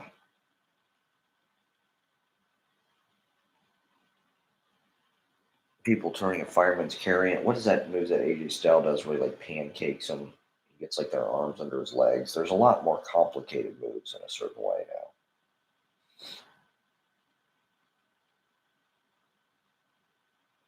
Guys do crazy fucking gainers and shit. Everybody does a fucking frog splash. It's annoying. Logan Paul does a frog splash. Dominic fucking Mysterio does a frog splash. Like I said, I don't really get the allure of him, other than the fact that he kind of looks like Eddie Guerrero. I haven't really seen him do anything. And he's not like built or anything. He's just kind of a regular sized guy. He's 6 feet tall, but he's not jacked. And like I haven't seen him do any moves that I'm like, wow.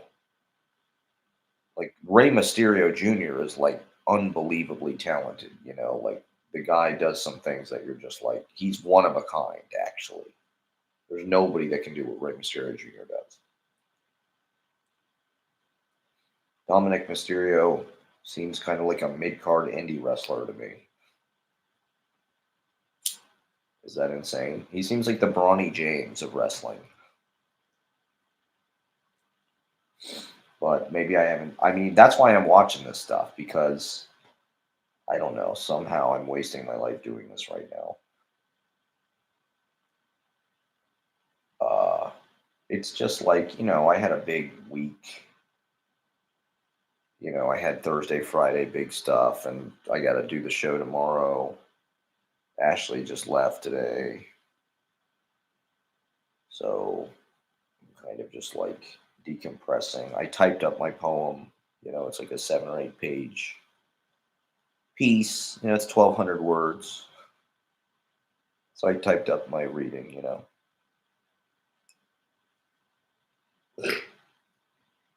for whenever the next chapbook comes out.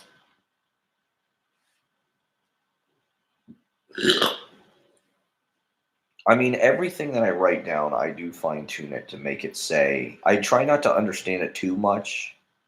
To me, that's kind of what makes it poetry, is like saying something that just grazes the meaning, and it says more than the meaning. It says the meaning better than the meaning would say it. That's the thing. To me, it's like just coming out and saying it. It's like that's not really poetry. It's like you have to make it inferentially, exponentially more open than that. It has to open out into something way bigger. It can't just be like saying the. I've been watching these Chappelle clips about Charlie Kirk. It's like Chappelle he talks about, the biggest stuff. His whole special ended with like some Israel mic drop. It's like Jesus Christ, like, most comedians or try to shy away from that stuff in a way, or they think that they are not qualified to talk about it. It's like that's all Chappelle talks about. It's like the most serious fucking biggest issues. I mean, he's not as obsessed with being funny about it. He is, a lot of it is kind of serious. But good for him. He's kind of arrogant. I mean, he said something about my voice is more powerful than I ever. He's gotten kind of up in his own ass. He said, I heard some other thing where he's like, "That's how I got so good at doing comedy." It's like, my voice is more powerful than I ever fucking. It's like, okay, pal. I mean, maybe that's true. Like Chappelle is a powerful voice, no question, but have some fucking humility about it. And I don't know. He's the artists when they get to that point, they kind of, I don't know, he's getting away with a lot. He's indulging a lot of what he could make it funnier. He basically just gets up on stage and riffs or whatever, which is cool. It's cool that Chappelle is like our fucking, I don't know, Charlie Parker or something. He gets up and he talks about I mean, his joke about if Martin Luther King had a live stream was pretty funny. He got right to the heart of the matter.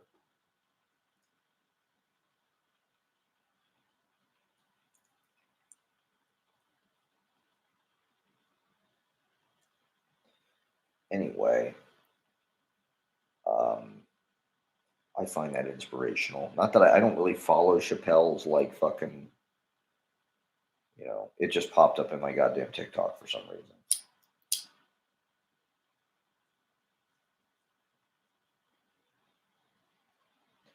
I just like that he's addressing that stuff. He's talking about the big stuff. I don't agree with most of what he says. I think he's kind of, I don't know, he's become compliant or something. He's fighting for like the wrong side. He should be woke. Chappelle should be woke.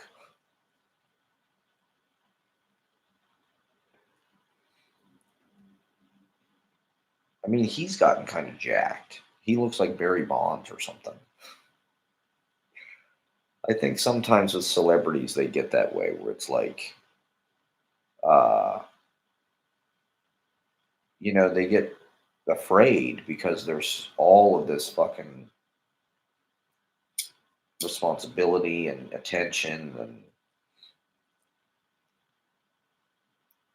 expectation and God knows what, Epstein files and Diddy parties.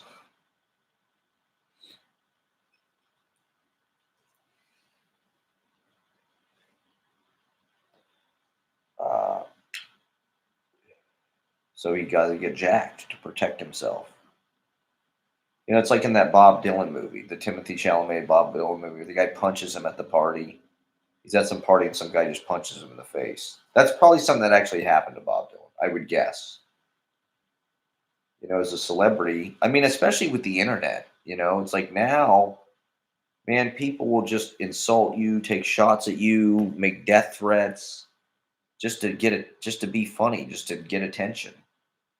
I think that's why a lot of these podcasters and shit are starting to get paranoid because it's like they saw what happened to Charlie. I think Chappelle said something about that. He said he doesn't want to end up like Charlie Kirk. Now you get shot for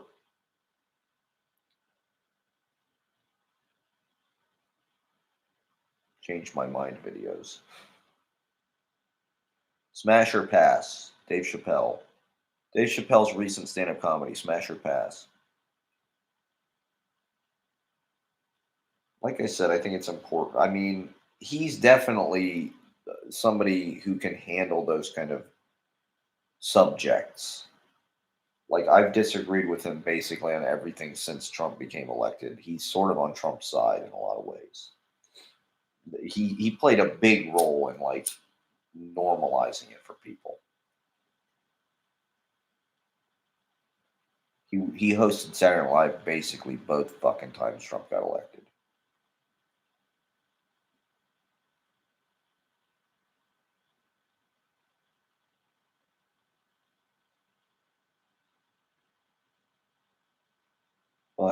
And he loves Elon Musk. He's an Elon Musk like admirer. So I think he like hates poor people. Didn't he have some bit about how he hates poor people?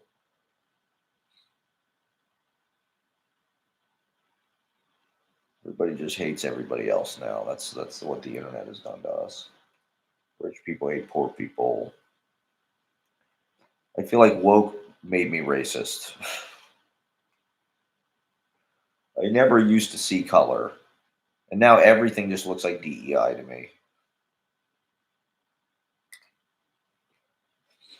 Or I don't know, you resent people for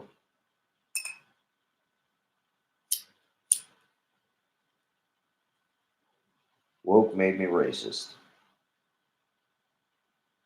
Well, I wouldn't have classified. Now I'm like afraid of certain, I'm afraid of like woke people because you feel like constantly on pins and needles. You feel like they hate you because of your identity.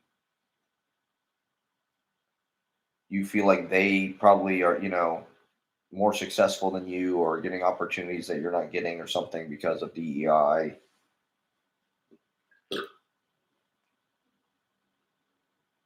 And so those are the assumptions or those are the things that go through your head. It's not, I mean, I'm being facetious, I'm joking, but like now there's like an awkwardness and like a fear that happens. Like I wasn't necessarily afraid of like, Asian MFA students.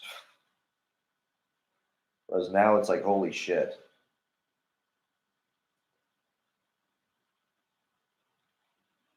There's all this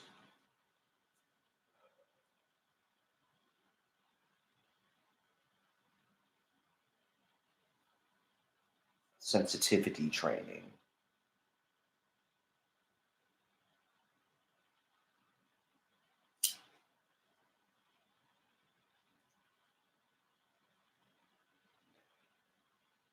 You know, I mean, I suppose it is like absurd to say that society was colorblind, but it also felt like the mindset was more like, hey, we are working together to like not judge people based on that shit. Like we're all equal.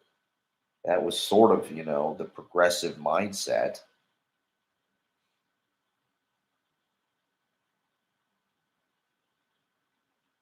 Whereas now it's like there's a definite uh, socially encouraged hostility and division between everybody. Everybody's different. You're immediately sensitive to the fact that somebody's not white or whatever, gay, trans, whatever it is. You're immediately like, oh fuck, okay, I better watch my ass because this person could end my professional career.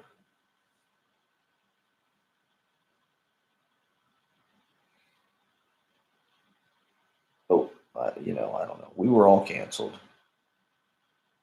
We all got fucking canceled. That's why we're on YouTube bitching about it.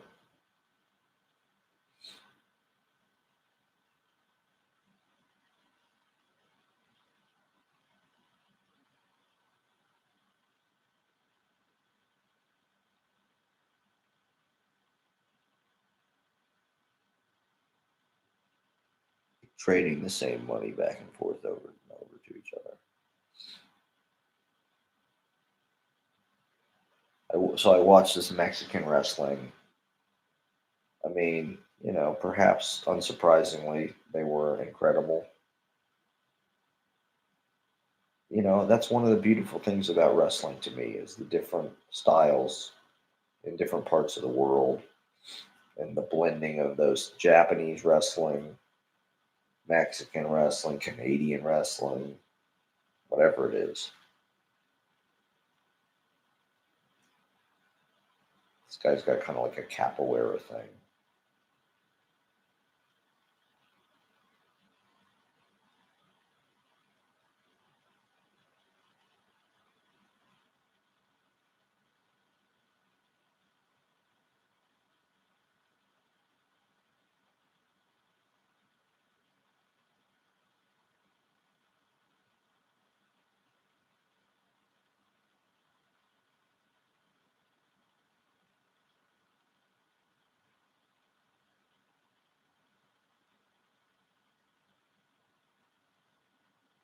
Ay, ay, ay.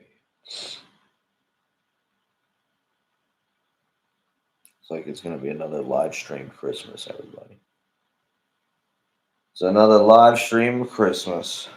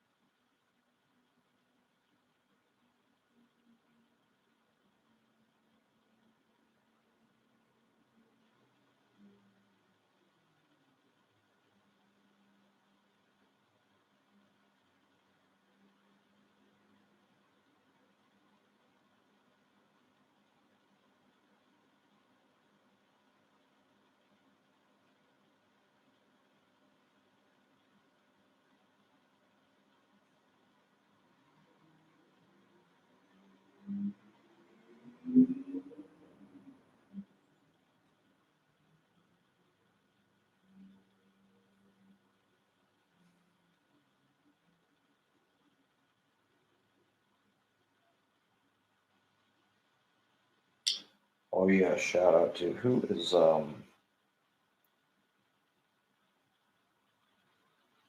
Mert7373. Mert7373 if you're out there. Get it, white boy. Commented Mert7373. I don't know. Okay, it's just not bedtime for me. Thank you for watching, everybody. Tune in tomorrow to open mic, 8:30 p.m. Christmas special all over again. Have a holly jolly Christmas. Well, the it's a solstice. Fuck, I forgot to talk about how it's a solstice party. This was a solstice ritual, and we are officially past the shortest day of the year. So now the days are only going to get longer, everybody. So we made it. We did make it past the shortest day of the year. So congratulations. Ooh, it's gonna have snow kind of on Tuesday. Snow rain. And that'd be sort of nice for Christmas ish. And then more snow rain for the weekend. Ooh.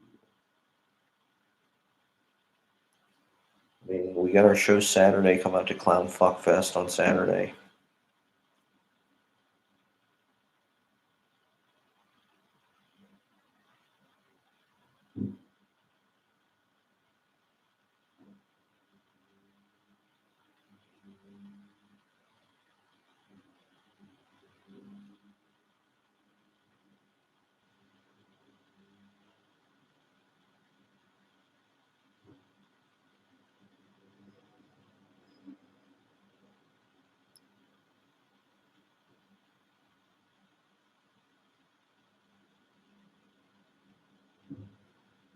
All right. Good night, Seattle. We love you.